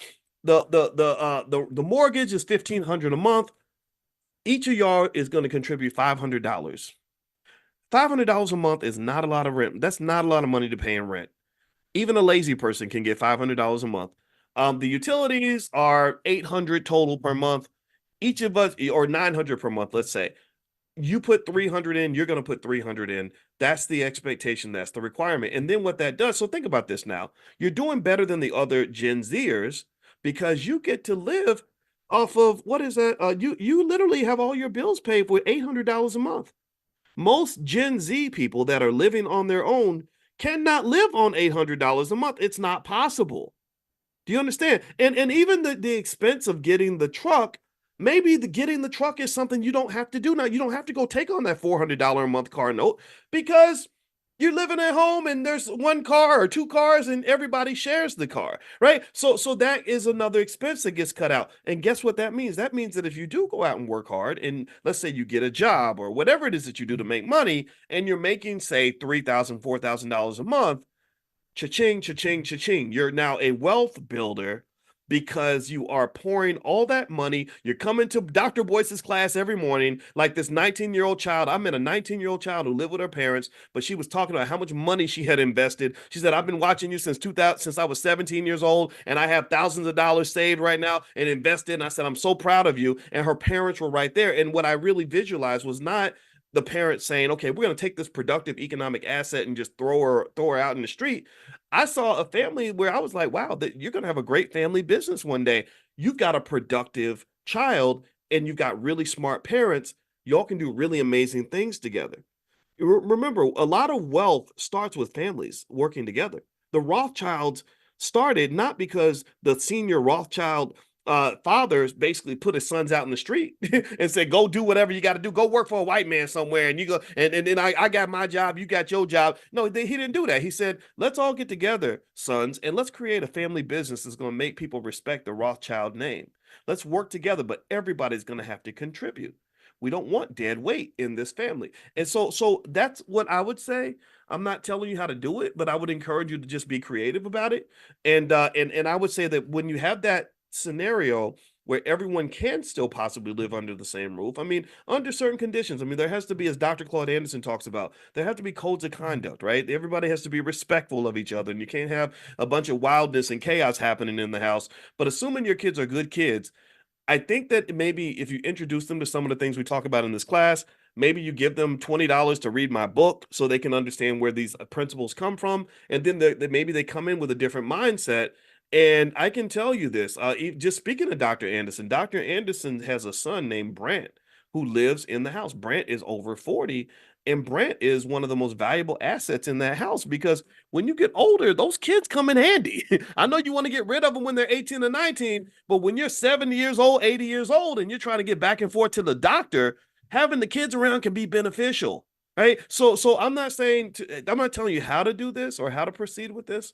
I'm just telling you that there's more than one way to skin this cat. And what I really see too is that when I take my most valuable assets, my children, and I sell them into slavery, that's what you're doing. You're selling them into the capitalist system. You're saying you go work for the white man over there, and you go work for the white man over there, and then I'll go work for the white man over here, and then we're gonna meet for Sunday dinner in between our many hundreds of appointments with these white people who hate our guts. That's how I see it. I probably sound cynical when I say that, but I'm really thinking about the racism that you deal with on the job. I'm thinking about the fact that you may not even want to be there. I'm thinking about all of the abuse that we deal with. That's what I see. And I'm sorry if I sound cynical when I say this, but that's what I see. And I see a big wasted opportunity because here's what's happening. Because you're spread out, when they split you up, they can conquer you much easier when you're split up. Let me know if you're following this. When you split up, oh, you're easy to conquer. Because what's happened is you're struggling by yourself, so you're desperate. You're gonna do what I say. You're struggling by yourself. Oh, and you're desperate, so you're gonna do what I say. And you're struggling by yourself, so you're desperate, so you're gonna do what I say. So when I tell all y'all little Negroes to show up to work every day, you're gonna do exactly what I say because you're all desperate. Why? Well, why is that? I don't know. Let's think about this. Well, your millennial child has student loan payments, a car note payment, and $1,500 a month in rent, plus all the other expenses that they probably have accumulated because they're young, probably credit cards and other crazy stuff that they. So they're scrambling, they're struggling, they're about to drown financially, and they're barely hanging on. They're going deeper in debt just to maintain. And then your other child's doing the same thing. And then maybe you're struggling a little bit, or maybe you're just trying to figure things out. So why is that also a problem? Well, it's also interesting because you're supporting three separate households when you really could actually be supporting one. You know, when companies merge with each other, they have this thing called synergy. And what synergy means is it allows you to say, okay, if we work together, we can actually make the same amount of money, maybe more money, and have lower costs. Because maybe we don't need three separate cars because I don't have to have a car all to myself. I don't even drive that much.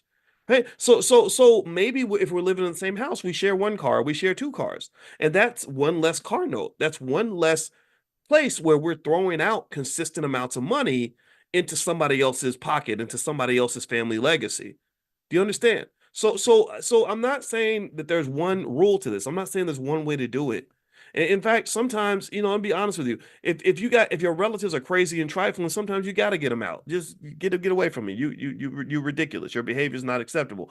I understand that part, but assuming that you have people in your family that are good people that are open to new ideas, that understand how to think like an asset and not a liability, there may be an opportunity for you to bring them in as opposed to seeing them as some sort of a burden. So that's why I say I kick all kids out of my house when they're 18. I don't want no more kids, and I don't want no 22-year-old children in my house because that's a liability. That's expensive. But a 22-year-old adult who works hard, oh shoot, I got a job for you. Shoot, okay, I'm running this business. I need help. It's going to cost me a lot to hire somebody. How about you come and help me with this business? right? Or I'm older and I'd have to pay a home health care aide to help take care of me and get me to back and forth to the doctor. Well, how about I let you stay here for free if you help me with this and help me with that? And so the reason I think it's important to be creative about this is because we all kind of go by the same standard blueprint. And sometimes that lack of long-term vision can cause us problems. Like, when you're young, you want the kids gone because you're okay living independently. This was a mistake our family kind of made. Is my parents sent us all away and said, go do what you want to do, go live your life and everything else. Well, then they got old. And now we're scrambling back and forth to Kentucky to make sure that mom and daddy are okay. And there's a cost to getting people into the house to make sure that they're good because they're not as independent now as they were 20 or 30 years ago. So I would just encourage you to think about these sorts of things and really start to see the family as an entity. Start to see the family as an institution. See it or you can even see it almost like a basketball team or something. And when someone says, well, we're going to get rid of all the other players so you can keep the ball and play by yourself, is that really going to help you win more basketball games, or maybe playing better as a team will actually help you win that championship? So that's my 2 cents on that. And that's, so it's not to criticize what this young lady said. It's just me saying, like, I think it's important to really understand how the economics and family are connected. And I write about this a lot in my book. It's the 10 Commandments of Black Economic Power. You can get a copy at drboycebooks.com. All right, so let me make a couple of announcements before we go. We're going to meet tomorrow morning at 10 a.m. Eastern. We do this every single morning, economic awareness training. So if you want to see the money and be the money, this is the place to be. And so if you'd like to be invited, or if you are not on the text list yet to be invited, text the word morning, MORNING, to 87948. Text morning to 87948. Also, in case you don't know, we have really smart women that are part of the Black Business School, and they're on a platform called Fly Nubian Money, where these women get together, and we have a broad range of professional women from different backgrounds, attorneys and accountants, and my wife is a therapist. She's going to participate today, and they hit interesting topics in the community, but they also bring it back to the economics and stuff. So it's called Fly Nubian Money.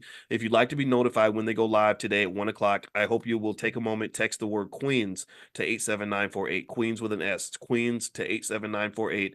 And they're going to be live today at 1 p.m. Eastern. And my wife, Dr. Alicia Watkins, will be a part of that group. And they're actually going to talk about Diddy and kind of give, my wife has a therapist perspective on all of that. And then there's some other women, they have some interesting things to say. So, and also, I hope you'll just support them, because I really want to support smart women in our community. So that's why we developed that platform. And then last but not least, tomorrow we're going to do the portfolio power play, and I'll reveal some stocks that I'm actually buying right now. I was taking notes on some companies that I think can allow you to benefit from the energy boom. There's really this whole thing happening with AI, where AI is going to take up a ton of energy. And so there are companies you can invest in now that are going to, according to most experts, benefit as AI starts to grow and emerge. And it is taking off. I mean, this week, NVIDIA is making their earnings announcement, and that's going to be really important to determine if this AI thing is actually as profitable as people think. So we're going to do that tomorrow at noon, and that's going to be right after this class. And so if you want to see the stocks that I pick, stuff like that every week, just go to drboycestocks.com, drboycestocks.com. All right, guys. So I'm going to get out of here. Have a great day. Thank you guys for hanging out, and I will see you all tomorrow morning at 10 a.m. Eastern. Take care. They can make as much as a medical doctor at the age of 22 with no college degree required whatsoever. All they need are parents that love them. They need parents that love them enough to make a plan for them. So you got that newborn baby, that little grandchild, that little kid in your life that you care about. You invest for that child consistently, like that beautiful young lady that I met at the Get Money Fest, and you give that child a capital base. But by the time they're 20, they got $100,000. They can literally execute the strategy that I just mentioned, where that kid could literally pull $99,000 out of his portfolio and not even sell his stock, because he's not selling the stock, he's selling the rights to the stock. When you're selling the rights to something, you're not selling the asset, you're selling the rights to it, which means that you're selling something that does not exist. That's what's crazy about it. That's why I love stock options. It is literally my favorite way on earth to make money. It is so great. So anyway, there's so many ways to make money. There's so many ways. So if you want to know what I talked about at the Get Money Fest, I talked about stuff like that. And I really think in general, if your goal is to have wealth and to have money, then gain awareness. You have to be aware. So many of us are financially unaware, like, oh, I don't know what's going on, but you're aware of so many other things that add no value to your life. You're worried about, you're aware of of the drama that's on the internet. You're aware of whether the Dallas Cowboys are going to beat the New York Giants. You're aware of something. Maybe you're a young man and you're aware of where the pretty girls live, so you can go get you some sex when you want to. I'm not blaming you, but that ain't gonna really put a lot of money in your pocket. That's gonna drain you. So you have to have some awareness of things that are gonna benefit you. That's what I would say to you. So anyway, that's my 2 cents. All right. So by the way, in case you guys are not on the text list for our Money in the Morning financial consciousness training, just text the word morning to 87948. Text morning to 87948. We've almost hit capacity, so the morning sessions, the live sessions, you guys, if you're already on the list, you can continue to come for free. At a certain point when we hit capacity, there will be a fee to join the morning sessions. There is a fee also if you want to get the archive sessions. It's not that much. You can go to drboycedaily.com. But for these morning sessions, I don't want too many people it registered. So we are going to put a cap on that at some point. So text the word morning to 87948 and you can join us. The word morning is 87948. Also, one other thing too. Don't forget that if you want to there's a free training called How to Start a Business When You're Broke, and you can go to b1startup.com, startup.com, and that's free. And if you'd like to start a business, just go to b1startup.com if that's of interest to you. Okay, so let me talk about credit cards real quick. It's so funny. I always start the day and I start off saying, okay, I'm gonna talk about this, and then my ADHD kicks in, and I really get genuinely excited about it. Like this is when I talk about stock options, I get excited. It's beautiful. It's exciting because professors know so much stuff that has very little real world value. Like they shove our brains full of all this other stuff that I wouldn't even bore you with because sometimes it has limited impact in terms of like what actually matters in the world. But even with stock options, there's like a billion other things I could tell you about the stochastic processes and the probability theory behind it and all that. But I'm not gonna bore you with that. I'm just gonna say this is a great way to get money. So this really actually excites me, not just because it's cool, it's applicable, it can change your life, and also it changes my life. I mean, it gives me. Give me 1 second. I'm not checking out till 12. Thank you. Sorry, I'm in a hotel. I'm still in Philly. I'm about to get on my airplane, so they're knocking at the door. All right, so let's see. Oh, the links to join the Prime program. Okay, yeah, Deborah, it's drboyceprime.com. That's drboyceprime.com. So I apologize for not sharing the link. I probably should have shared that. So yeah, if you want to join us in stock options training, go to drboyceprime.com. I would really honestly say that like I think this would be the quickest way to be able to generate consistent income, especially as a family. Like you get together as a family and you pile your money together and you execute the strategy. I've seen it work. It does work. All right. So anyway, so it's drboyceprime.com. Okay. So let's talk about credit cards really quick. And I'm gonna tell you first of all why credit cards are one of the great wealth drainers of our society. Credit cards are one of these things where again, another one of those financial vacuum cleaners. The capitalists, the thing about the kings of capital and the queens of capital, the people at the top of the capitalist food chain, is that they have they're like hunters. Right. And if you think about it, in the jungle, when you have animals that hunt for other animals, the animal that is the hunter has a lot of awareness, right? He's very conscious, right? So the people that are hunters of money, which are the capitalists at the top of the pile, they're very much aware of the environment. They are economic hunters. So they're watching you, they're watching the environment, they're looking for the opportunities, almost like a lion that's going through the woods or a tiger or whatever that's hunting. They can smell things, see things, they're watching their prey. So to some extent, in capitalism, you are the prey, right? You are if you're the heavy consumer, especially with Black people, they train us really heavily to be consumers. If you are the consumer, you are the prey. So they're trying to figure out like, okay, how do I hunt the prey? How do I figure out how to get more money out of the prey? And so credit cards are really a really powerful tool of these financial predators, and so there's some slick ways that they're able to really pull a lot of money out of you. And what makes it really sad about it, what makes me really sad about the process is that credit card companies don't really make their money from responsible credit card users. They don't make their money from the people that pay their bills on time and keep their debt low and don't live above their means. They don't make money from those people. The people they make money from are the people who are undisciplined, the people who are hurting, who are struggling, are people who maybe self-medicate through spending, right? They get these financial addictions, or like if you have some sort of vice like gambling or drugs that will keep you in financial turmoil. Those are the people that they tend to prey on, because what they'll kind of do is they'll say, this is 100% free, except for when you pay late. And then if you pay late, we're going to whop you upside the head with a fee that will make your head spin. That's kind of what they do, right? And then what happens is that when you are late or you don't do what the contract says, then they come in and that's when they make all their money, right? So they don't make their money from regular people. They kind of make their money from people that are outside of the lines. And most Americans are not trained to be financially disciplined, so banks are able to really make a lot of money. It's much harder for them to do this in places like Europe because number one, there's more regulation, and then number two, the consumers are more disciplined. When I was doing research at the Center for European Economic Research in Mannheim, Germany, I spent the summer there in a long time ago. And I remember noticing data that said that Germans make less money than Americans. They pay more in taxes than Americans do, but they save 5 times more than Americans do. So they have a type of financial discipline that's implemented in their lives when they're very young.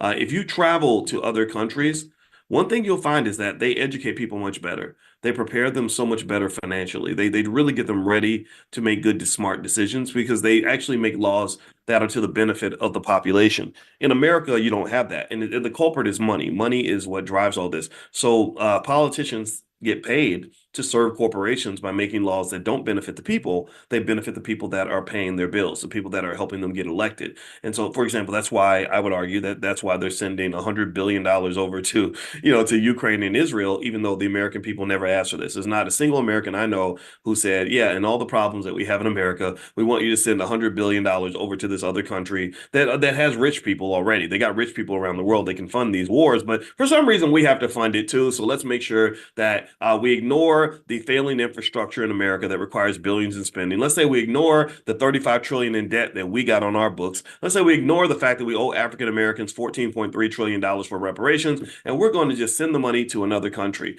That is a corporate interest if I ever saw one, maybe a strategic military interest, but it's certainly not in the interest of the American people, and people know this. So anyway, so here are some when it comes to credit cards and things that we may or may not know that can help us to kind of deal with this one particular thing that is a huge drain on Black wealth. And so let me say hi to Zoe. I see you, Zoe, and Jonathan, Calvin. Let's see here. Athleen, Lashonda, Deborah, Stephen Gordon, Josephine, Rainwater, good to see you. Let's see, Alri, El Hodge, good to see you. And I know a few of you were at the Get Money Fest yesterday. There we go. Yeah, good to see you. Raymond, good to see you again, brother. Very nice to meet you yesterday.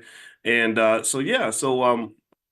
so anyway, all right. So I hope everybody's having a good day. And so what else is on my mind today? I think also just generally speaking, I know yesterday I was really thinking a lot about stuff like marketing and stuff like that. So at the festival there were a lot of marketing experts like Micah Smith and Asia. She runs something called the AK brand. She's a branding expert. And one of the things I wanted to mention to you guys as well is that if you start a business or try to build something, make sure you have a marketing budget. Make sure you don't just think that if you create this amazing product, everyone's just going to magically see it. Things don't work that way. Life doesn't work that way. People don't see your great product or your talent just because you have talent or just because you made it. A lot of people believe if I make it, they will come. And that's just not my experience. That's not something I've seen in the real world. Typically, if you make it, it could literally just sit there and no one could know about it. And that requires like a lot of sometimes you got to learn that the hard way, because sometimes like when I do stuff, some people don't understand why I'm always mentioning, always marketing what we're doing. I want everybody to know that the Black Business School is the number one resource when it comes to Black wealth in the country. We're better than Harvard. We're better than any HBCU because there are so many things that we do that they don't do, and things that we do that are very effective that they don't know, things that are really helping Black families that they maybe don't know or don't even care to know. And so I have to tell you guys that. I tell you that because if I don't tell you, well, who else will? If I don't let you know how great our scholars are and our thinkers are, or Asia Kirkendall, who literally created a whole field called quantum wealth theory, who's joining our faculty. If I don't tell you how great we are, then there's no way you're going to know. If I don't tell you what we have going on, nobody will know. So same thing is true with your business. If you don't tell people what you're doing, then no one's going to know. So in a way, it's a balance between humility and assertion and making sure you get what you deserve. And so I would encourage you to learn little things like these elevator pitches, how to pitch, how to let people know how great you are and how great your product is, and do it quickly, like do it within 45 seconds or so.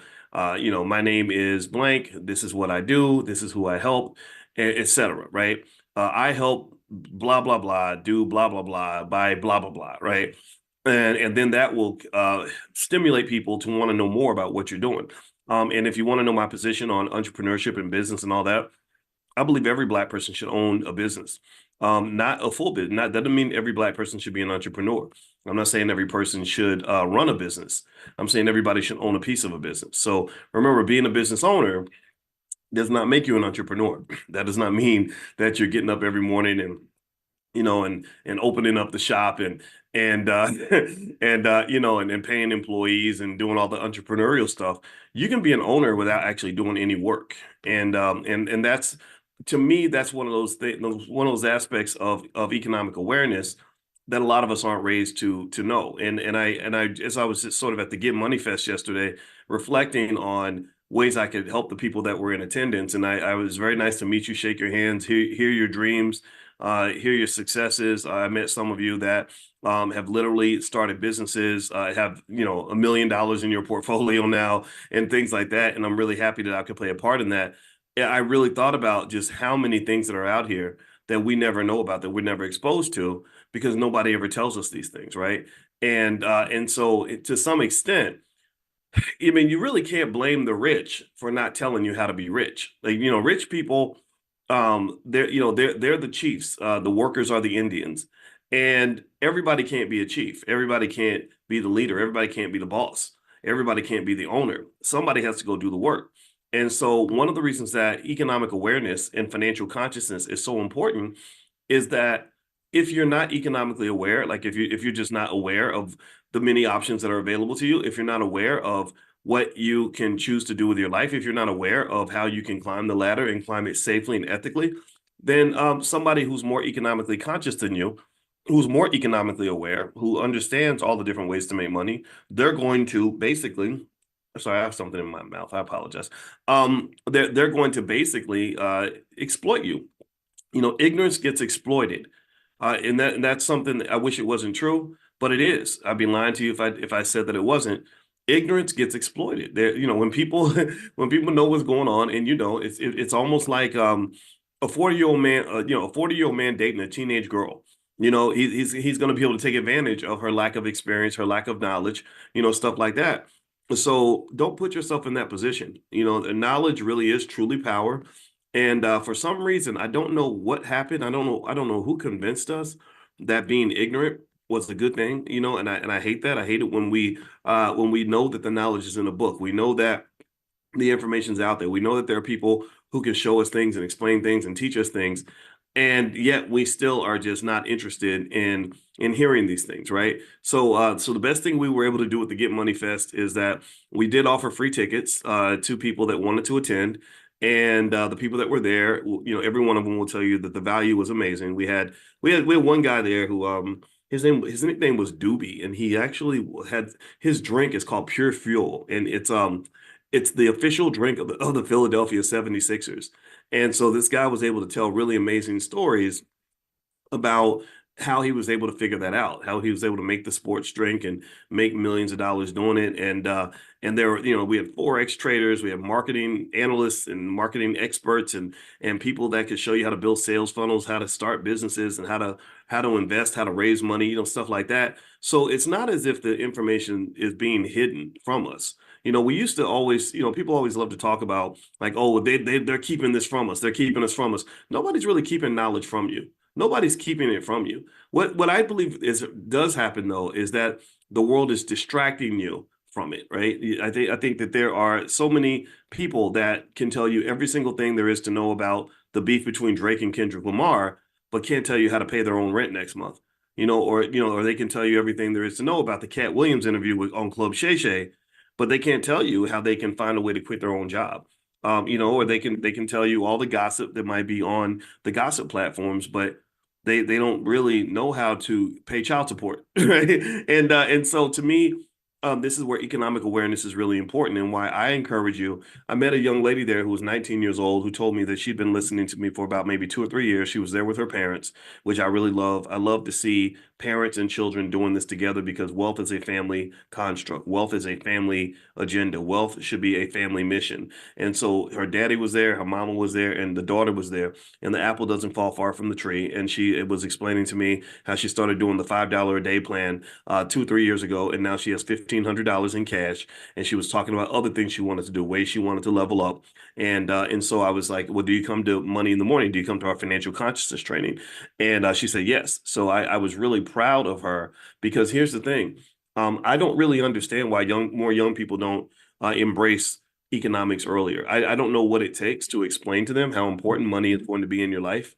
I don't know how and I'm not, it's not really so much a frustration, it's more so just an awareness thing, just to kind of point that out. What she was doing, what this young lady was doing. She was 19. I don't have her name in front of me, but I was so impressed. I was so proud of her. And it was kind of like, yeah, okay, so you're going to be rich. I can see that already. You're going to be either a millionaire or very, very close, because you're doing the things you need to do. And really, but here's the funny thing, like, really, if you really want to do it at the highest level, you start even sooner. Maybe you start it when the kid is 4 or 5 years old.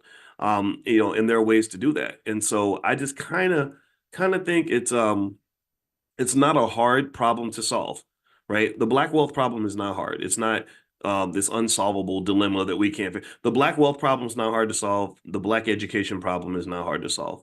Even things like the black marriage problem and the black health problems are not hard to solve. No, I mean, none of these things are hard to solve. What becomes the difficult puzzle is, how do you overcome brainwashing?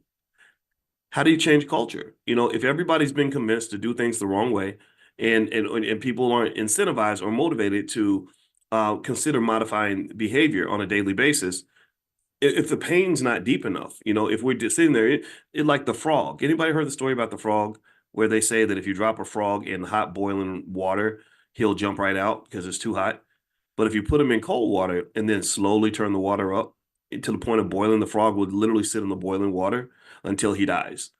That really makes me think about what happens when we get stuck in bad habits at an early age, and there's a lot of mental health issues that kind of pop up. When I come to Philadelphia, I get very sad, because I know people here who have had to deal with just unbelievable tragedy, senseless murder. There's a lady I met who's a friend of a friend, who told me that her sister got killed earlier this year, and her brother had gotten murdered just a few months earlier. And I just said, man, that is so much sadness, so much pain. That is so much trauma. That's unbelievable. And it was all a bunch of silly stuff. It was all over, somebody was dating somebody's girlfriend, and and it's just these problems are fixable, right? And I think, generally speaking, awareness maybe is the first step. And maybe I can also help you in terms of our conversations every morning, to get you to the point where you can just sort of see these things and then make a conscious decision about where you want to be financially. I was coaching a woman yesterday on stock options, and she said, I have an aunt who has some money sitting in her 401k. She's about to pull it out because she wants to go buy a luxury car. And she said, I'm trying to convince her to invest instead, because I was in your class and I don't have a capital base, but I know that she does, because she's going to literally pull out $80,000 and $90,000. And I said, well, tell her that she can still have the luxury car. Like, this was an expensive car, $400,000 car, but she was going to pull out like 95,000, 80, 90,000, something like that, for a down payment. And I said, well, she can still have the luxury car. But one thing that you could consider, I don't give invested advice. I don't do that. But I said, well, let me show you how she can have the car. You can quit your job, and she can also make money at the same time. So I said, well, so what if you took this money and you bought 1,000 shares of Coinbase stock? And I showed her how much the stock options sell for us. I said, so every week you and your aunt would bring in between $3,000 and $4,000 a week. That's $12,000 a month.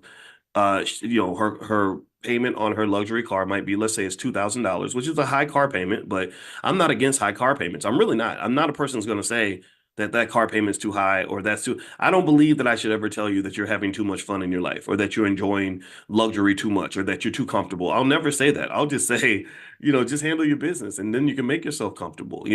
Our middle child loves luxury everything. She loves Coach and Gucci and all that. And when I sat her down and talked to her about it, I did not shame or condemn her for wanting nice things. Do you understand? I hope you guys get this. Let me know if you give me a guess if you get what I'm saying. Like, there's nothing bad about having nice stuff. Just handle your business. Like, don't pour your money down the toilet to get these nice things. Like, just make sure you're generating enough income where it all makes sense, where you can do the right things for your future, but also enjoy your present. It's a balancing act. You can't pour so much into the present that you forget about the future, because then your future will be terrible, right? But you can't also sacrifice so much for the future that you can't enjoy your life. You might die next week. So enjoy your life. Go get you something nice. Go have some sex. Whatever it is, eat some good food. Take a trip. Live your life. Enjoy your life. Be happy. I want that for you. I want happiness every day. And I don't want it just long term. Sometimes we get so focused on the long term goal that we can't enjoy the climb. You got to enjoy the climb. You got to enjoy the day to day. All you need is the word is balance. The word is balance. So, anyways, as I explained to this woman, true story, this really happened last night. I said, look, so if you have 12,000 a month, here's what you do. You tell her, like, okay, since you know how to trade stock options, because she's in our prime program. I said, tell her that you can implement the strategies. And if you want to, I can tell you exactly what I buy and what I do.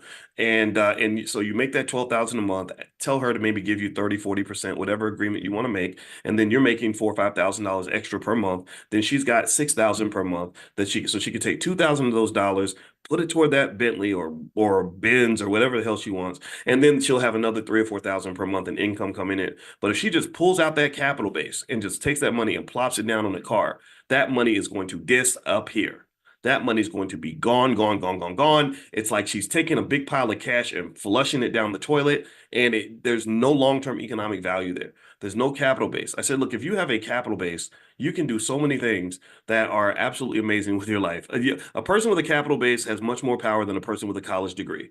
And I said it. Yes, I said it. And some people don't understand it because they're not a 52-year-old college professor. So they haven't had 25 years to think about this stuff. But yes, a capital base is more valuable than a college degree. Why is that? Well, let's go back to the Coinbase example. If I have 1,000 shares of Coinbase stock, I could literally get on my app right now, and I could literally sell those shares. I could literally, let's say I need $50,000 right away, and all I own is this 1,000 shares of Coinbase stock. I can literally sell options on that stock going out to December 18th, 2026, and literally I could sell. Let's see, the current price is 207. I could sell a call option with a strike price that's at the money, and I could sell that for $99 each. If I have 1,000 shares, I could literally Monday morning put $99,000 into my bank account that I could then use for whatever I want. And then if I want to pay it back, I could, or wait till the price drops or whatever. I could do that.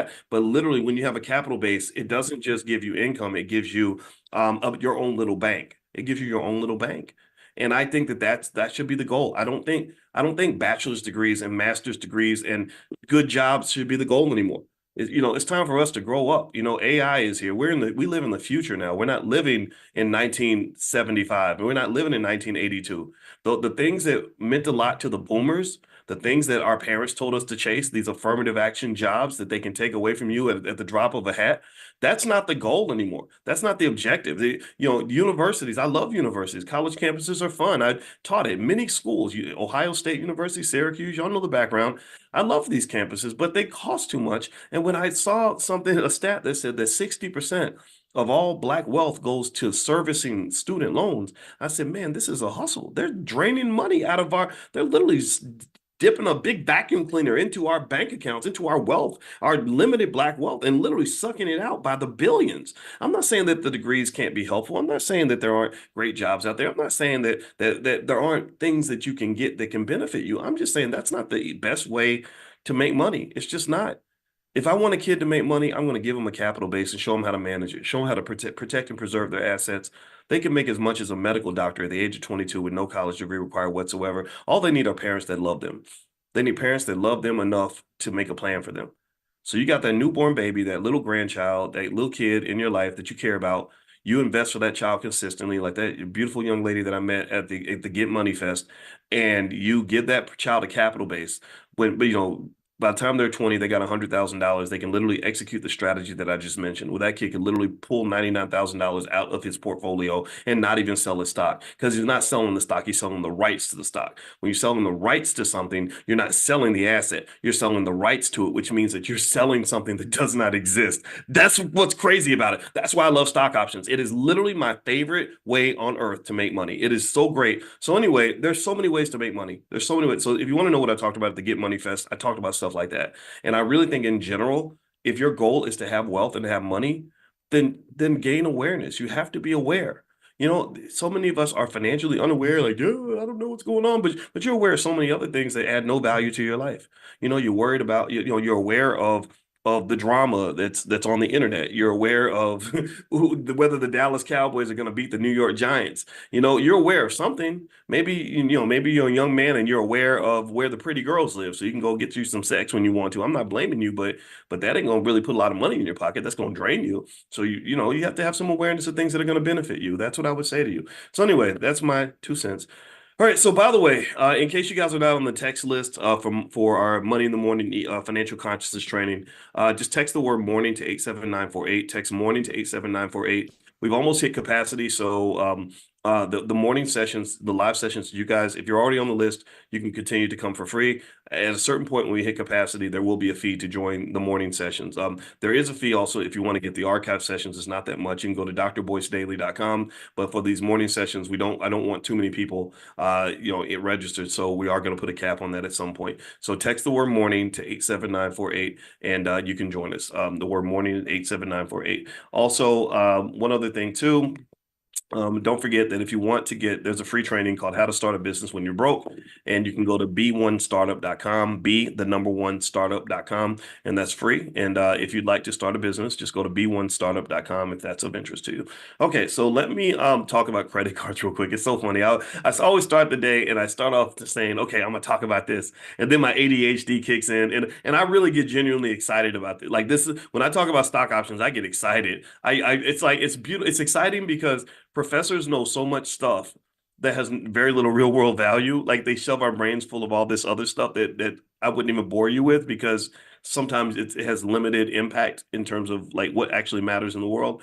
But even with stock options, there's like a billion other things I could tell you about the stochastic processes and the, you know, the probability theory behind it and all that. But I'm not gonna bore you with that. I'm just gonna say this is a great way to get money. And so this really actually excites me, not just because it's cool, it's applicable, it can change your life, and also it changes my life. I mean, it gives me. Give me 1 second. I'm not checking out till 12. Thank you. Sorry, I'm in a hotel. I'm still in Philly. I'm about to get on my airplane, so they're knocking at the door. All right, so let's see. Oh, the links to join the Prime program. Okay, yeah, Deborah, it's drboyceprime.com. That's drboyceprime.com. So I apologize for not sharing the link. I probably should have shared that. So yeah, if you want to join us in stock options training, go to drboyceprime.com. I would really honestly say that, like, I think this will be the quickest way to be able to generate consistent income, especially as a family. Like you get together as a family and you pile your money together and you execute the strategy. I've seen it work. It does work. All right. So anyway, so it's drboyceprime.com. Okay. So let's talk about credit cards really quick.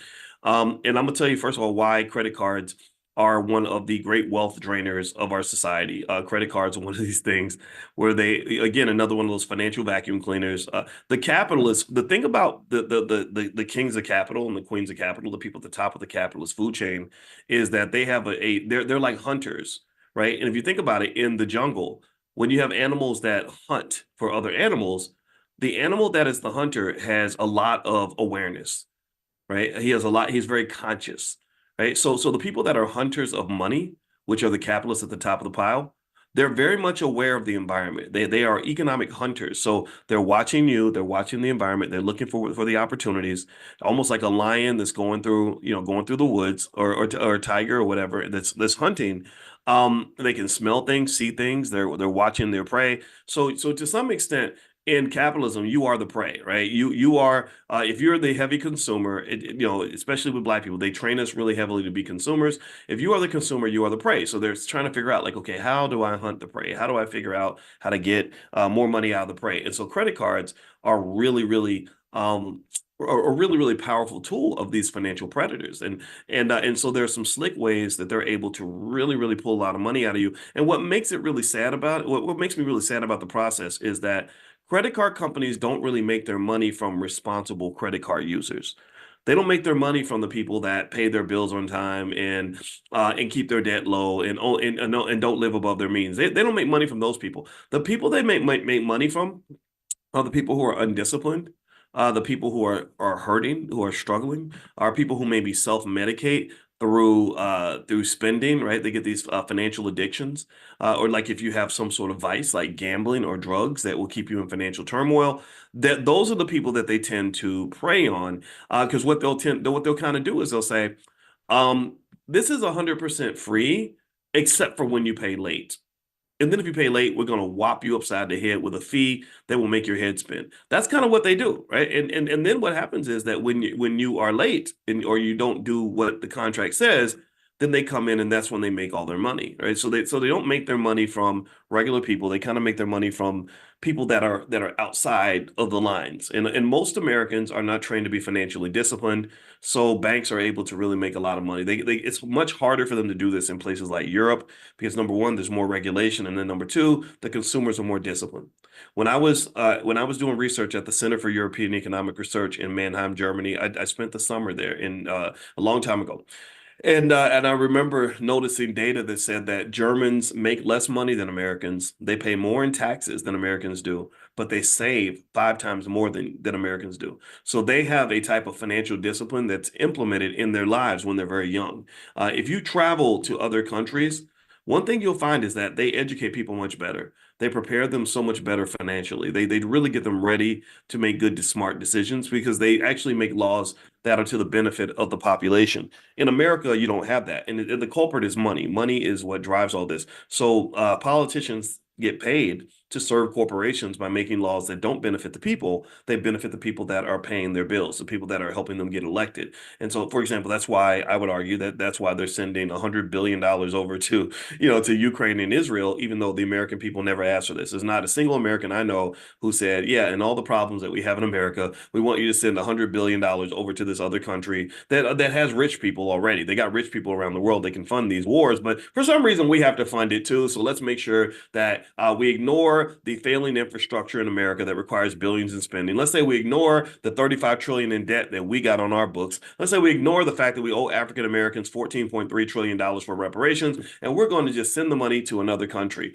That is a corporate interest if I ever saw one, maybe a strategic military interest, but it's certainly not in the interest of the American people, and people know this. So anyway, so here are some things. Let's go back to credit cards.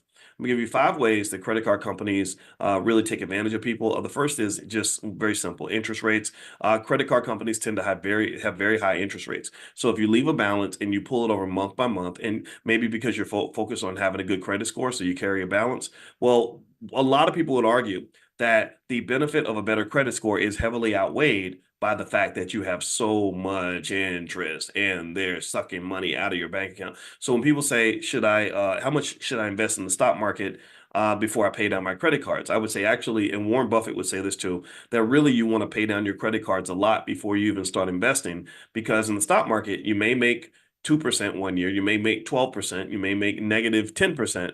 But if you pay off the credit card and the interest rate is 18%, you're guaranteed to make 18% because you're paying off the 18% that you would have to pay in interest by keeping that balance there. So be really thoughtful about carrying balances on credit cards because the high interest rates will kick your butt.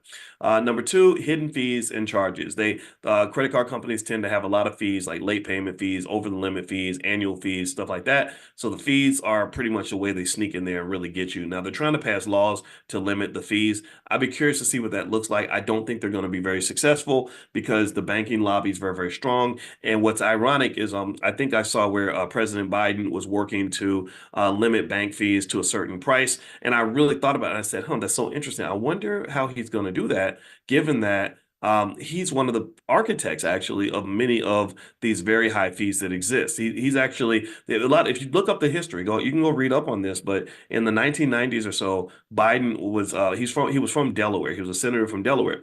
In Delaware, there are lots of companies that are incorporated there, lots of banks. So the banks were paying him money basically because they said, look, we don't want to loan out this money on student loans and have people just declare bankruptcy and not pay us back. That's a financial risk to us.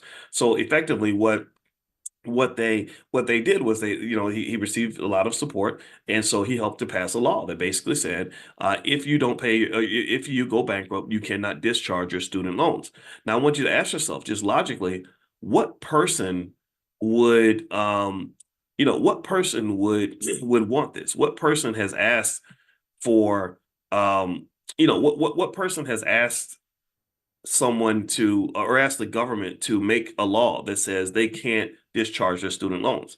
And so, that nobody asked for that, right? That this was asked for by the banks. So my thought was, I said, I wonder how he's gonna fight against the banks when he supported the banks and helped put certain laws and rules in place that are not to the benefit of the American people. Now I see here, Dr. Maryland says, also, you can visit the Student Loan Doctor to learn about getting your student loans forgiven. There are several programs to help you. Okay, I appreciate that. Thank you for sharing that.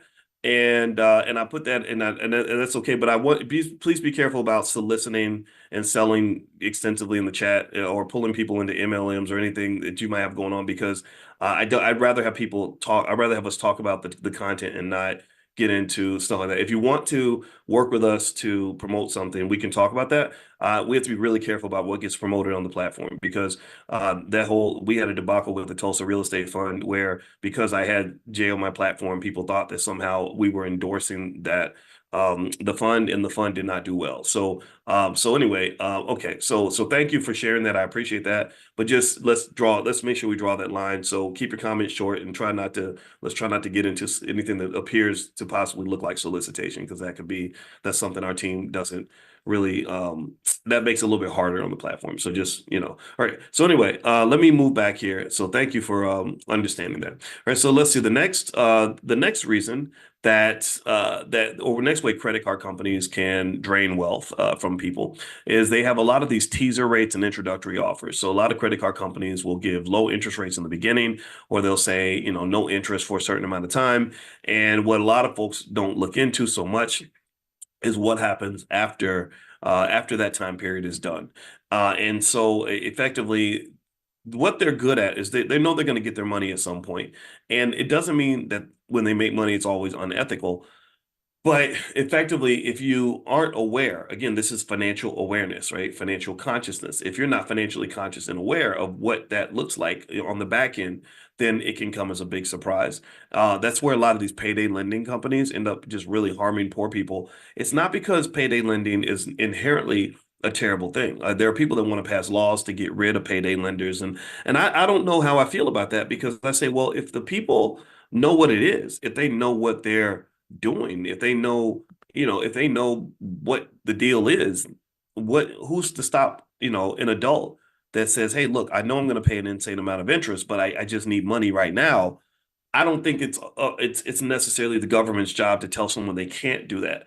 But I do think that it's important for people to understand what they're getting into, right? So it's almost like a type of relationship. Like, should I judge you because you got married, or should I judge you because you had a one night stand? No, I shouldn't judge you at all because the only thing that matters to me is whether you understand what it is. So if you go into a one night stand and you think you're going to get married, and then you're hurt because marriage does not occur, well, then that's where education would have been more important. So awareness is really the goal here. It's not to tell you yes or no on certain things. So these teaser rates and introductory offers tend to take advantage of a lack of awareness because they package all the fees and everything into the fine print, and they know people don't read the fine print, and that becomes the issue.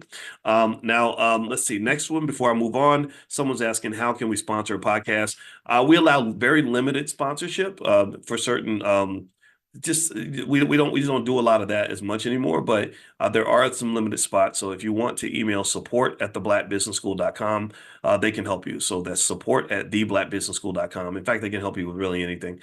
We just so you know, in case you want to know our journey, we've just had to kind of really think carefully about certain things. Even at the All Black National Convention, we have far fewer vendor slots because there were people that were selling things where we're like, I don't know if we should be letting people sell this, because if something goes bad, it's going to end up affecting us. So, long story short, we're having to rethink like our whole strategy. As an entity, you have to raise money, but we can't go raise money. Like I'm not going to go and say this is the All Black National Convention brought to you by McDonald's. I'm not doing that, because what happens is that when people give you their money, they put a restriction on what you're allowed to say and what you're allowed to do. We want to be free. Freedom has a price. Freedom is not free.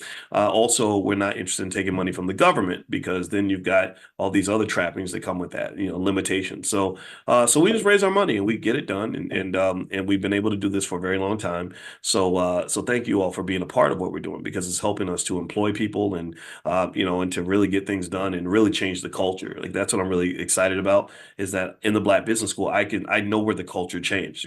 From the time I started doing this type of stuff in 06, 07, I could see where it changed, where the rappers started rapping about wealth and generational wealth and financial literacy, and we were able to get Dr. Claude Anderson on the Breakfast Club. We got Minister Farrakhan on the Breakfast Club, and people that I felt that the masses needed to hear from. And then there's a few other things that happened along the way. So I'm super proud of that, because I think that we deserve to be wealthy. I think that we're smart. I think that we deserve to have good families. We deserve to have happiness. We deserve to have everything that white people get. We deserve to have everything that rich people have. And I believe that all that's available.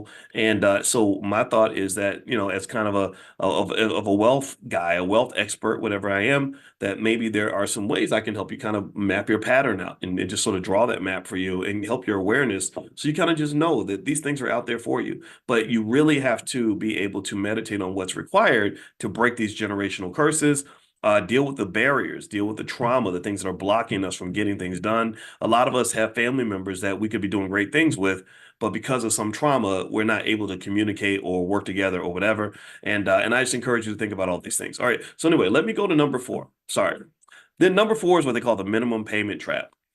The minimum payment trap is where people basically make minimum payments on their credit cards, and you get absolutely murdered in the minimum payments, because they're designed to keep this financial relationship going on and on and on forever, where they're just sucking your money out of your pocket, tons of interest, insane amounts of money, and it takes like 200 years to pay off the debt. So don't get caught in the minimum payment trap. You want to pay assertively to try to eliminate as much of the debt as possible. If that's hard to do, maybe sitting with family members and figuring out some sort of side hustle or some other way to create a little family business or some sort of second stream of income can really go a long way.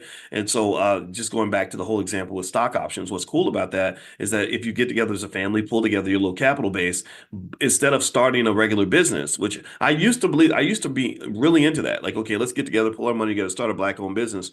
But the problem with that is that, number one, the odds of failure are very, very high. Black businesses fail at a rate of 80%. I'm not saying don't do it. I'm just saying just know the odds. Number two, sometimes you don't know when you're going to make money. It may take you 3 years before you start making a profit.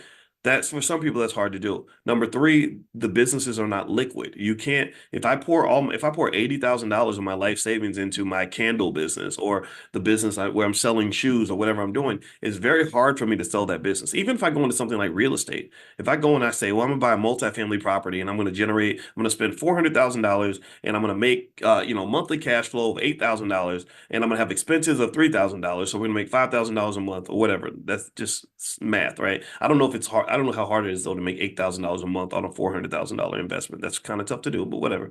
Um, the problem with that though is that it requires so much work, and I think that we're used to working really hard for money, and it requires all this planning, all this stress, all this paperwork, all this stuff you got to do with the bank, and they're going to check everything, and you got to go through this and go through that, and then that's when the real work begins. After that, you got to deal with tenants and fixing things, and just taxes and HOAs and just all these other variables that some of us don't want to deal with. So I said, well, what if you just took that 400,000 and just bought some Coinbase stock and then sold the options on it? You're making 10,000, 12,000 a month or whatever, and you're not doing any work, and it's a completely liquid investment. You could sell that in 2 minutes if you want to, right? And get full market value for that asset. And there's no work, there's no stress, there's no bureaucracy, no BS, no complications, no chaos. I think that's a kind of a cool way to make money, right? So ultimately, I think that awareness means I think we got to kind of go to the next level when it comes to making extra money or doing whatever. So if you're looking to make extra money, if you can find some way to develop that little capital base, and then you have the skill set to manage it, or somebody in the group has that, that can maybe make that little incremental difference. Here's the thing. When I quit my job, it wasn't like I suddenly got this big opportunity that gave me a ton of money to quit my job.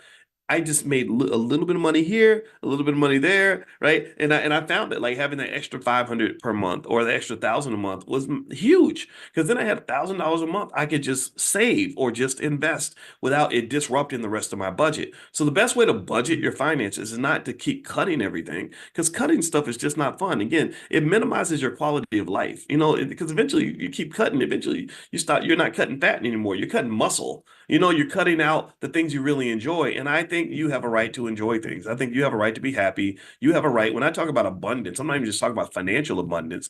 You deserve abundance in every area of your life that's going to make you fulfilled. Life is short. We're going to die at some point. No, none of us is going to make it out of here alive. All of us are going to be dead at some point. Some of us sooner than others. There are people that are in this class who started this class a few years ago who are now gone, who are now dead, right? So that reality, I think, means that optimizing life, awareness of that, consciousness of what it means to have an optimal life, what it means to have a wealthy life, means balancing between long-term optimizing and short-term optimizing. You can't focus too much on one or the other to the point where you're going to make yourself miserable or you're going to ruin your future. You have to have that balance. So anyway, I'm going to keep going here. All right, so sorry about that. That was just a thought. The stream of consciousness. That's what we do. I hope that that's okay. And by the way, the URL for the Prime program is drboyceprime.com if you want to take a look. Also, if you just text the word money to 87948, I'll send you a free training called How to Make Money Without Working. I know you're going to be impressed. I've done this for probably a couple 100,000 people now, and people are always floored, because they didn't even, it's weird that people didn't even know about this. They didn't understand it, but I think you should understand this. All right. So anyway, so text the word money to 87948 if you'd like to see that. All right. So a couple more things. Number one, sorry, we mentioned the minimum payment trap. The last way credit card companies kind of get you is there are people that believe that the rewards programs are designed to be deliberately complicated and also deliberately restrictive. So has anybody ever seen that? Let me know if you've seen that, where airlines will give you these rewards and then you want to use them and you want to fly, and they say, well, you can't fly that day. Or hotels will be like, oh yeah, you can get all these free points. And you're like, okay, I want to come down on December 4th. Well, we're not available that day. Well, want to come to this location on this date. Well, that location is not available. And it's like, come on, man, this is a pain in the butt. That's why I don't really get into rewards programs that much. My wife loves points. She is a points fanatic. And so I just kind of say, okay, no problem. That's cool. But that's not my thing. But I give her all my points and stuff because that makes her happy, and happy wife. Well, I'm gonna say happy wife, happy life, because it should be happy husband too. So you can better make me happy too. But anyway, the other thing is so the other thing is, this is also the reason why I'm not a big fan of timeshares.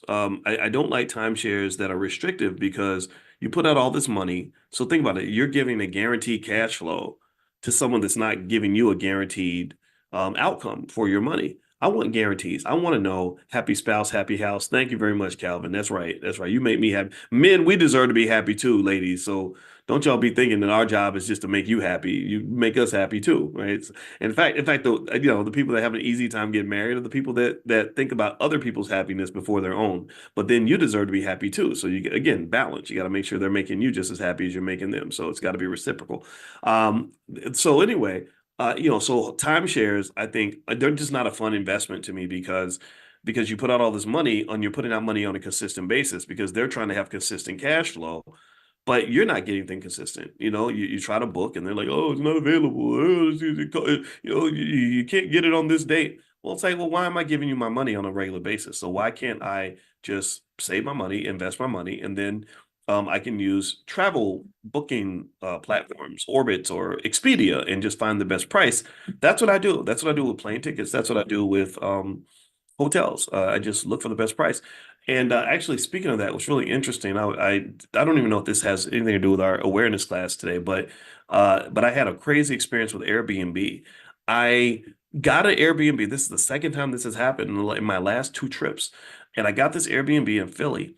And it was just one of those situations where the place that they gave us was not the place that was advertised. It was so bad. It was so, first of all, they had like so many steps that I almost like, I was sweating halfway up the steps trying to carry that suitcase up, right? And I've been working out. I'm in shape. I got a little muscle mass and everything.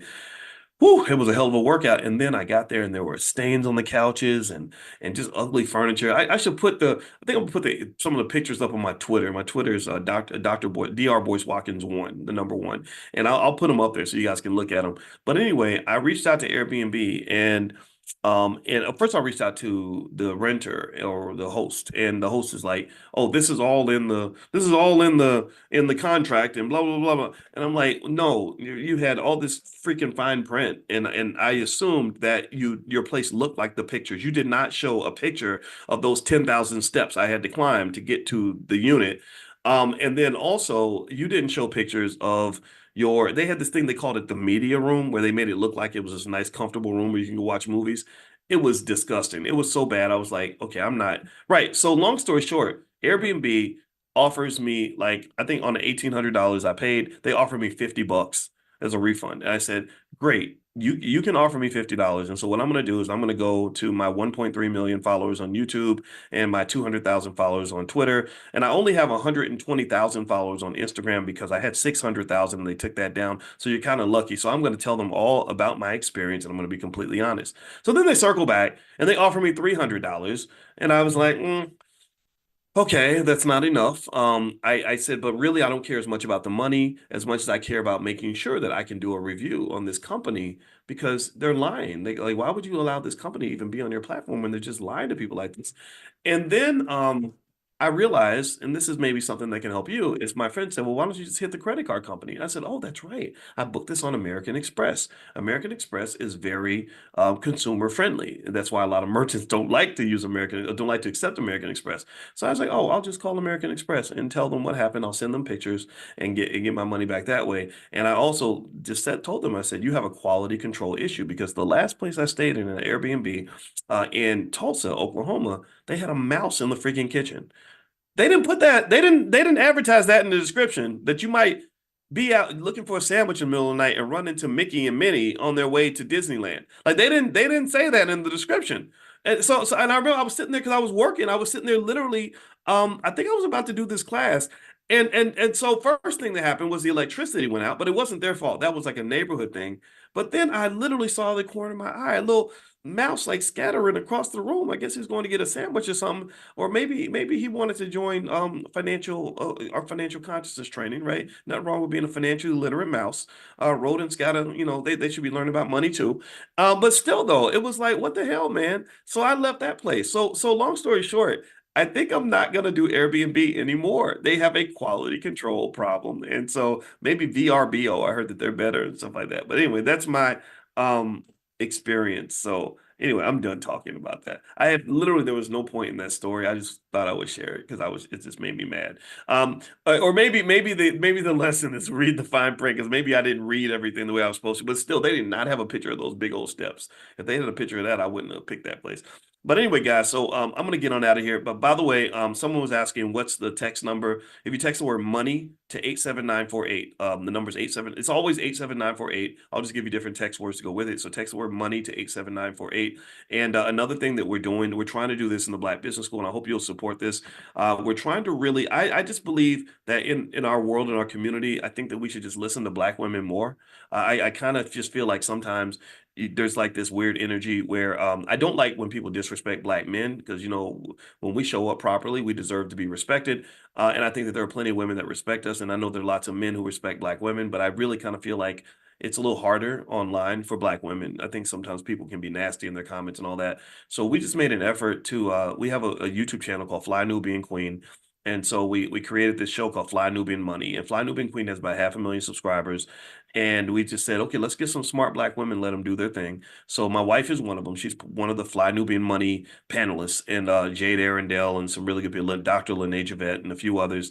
and they do this every single day, every day at 1 o'clock. And so I hope you'll pop in and just say some supportive words to the ladies, like just make some positive comments, to help them kind of get recognized for their greatness. I mean, I've been recognized, for what I do, and I love y'all for that, and I appreciate that so much. It warms my heart when I see it. But I want other people, like I want all of us to be seen for our greatness, right? So anyway, they do this every single day at 1 o'clock p.m. Eastern, Monday through Friday, every day, just like my classes every day. Except I'm 7 days a week. They're doing their thing Monday through Friday, every single day at 1 p.m. Eastern. So if you would like to be notified when they go live, if you could also pull out your phone and text the word Queens with an S, to 87948, just like Queens, New York, to 87948.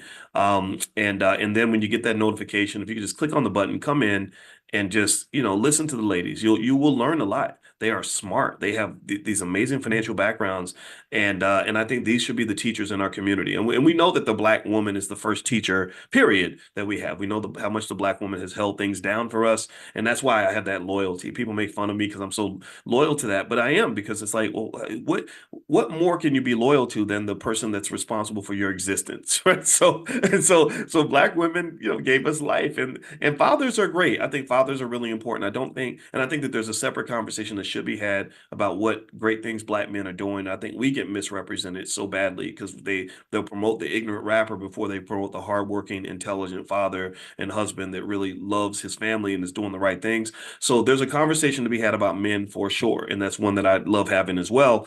But just when we're talking about the ladies, and I think it's because Mother's Day just passed, I really just think that I really think it's important to know that love is a verb. And love is not just a word. It's not just a feeling. It's a verb. Like, okay, if I love you, how am I going to show up and show you that I love you? What can I do that's going to really make your life a little bit better? And it might be something as simple as opening the door for you, or saying something positive to you, or if you have a business, buying something from you if I can. And so I hope you'll join me in supporting the ladies on Fly Nubian Queen. So if you text the word Queens to 87948, and come in there and just, and especially if you see some trolls, like let them have it, because we ain't doing that stuff over here. We're going to support our women, and we're going to be glad that they're smart.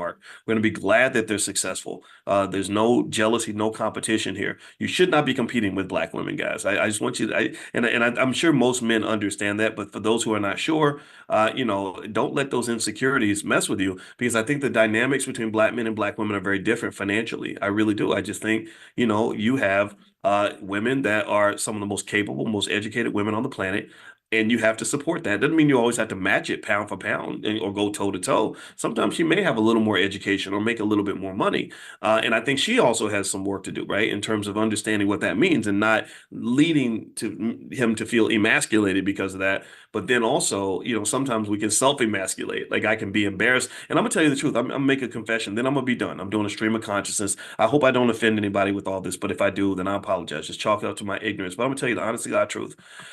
When I was 28 years old, I met a nice lady who was 30 years old. And I was in grad school. I was broke as hell. I was making like $12,000 a year.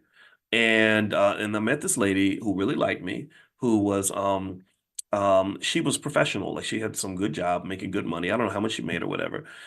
She had her own house, and she, like, clearly made more money than me, right?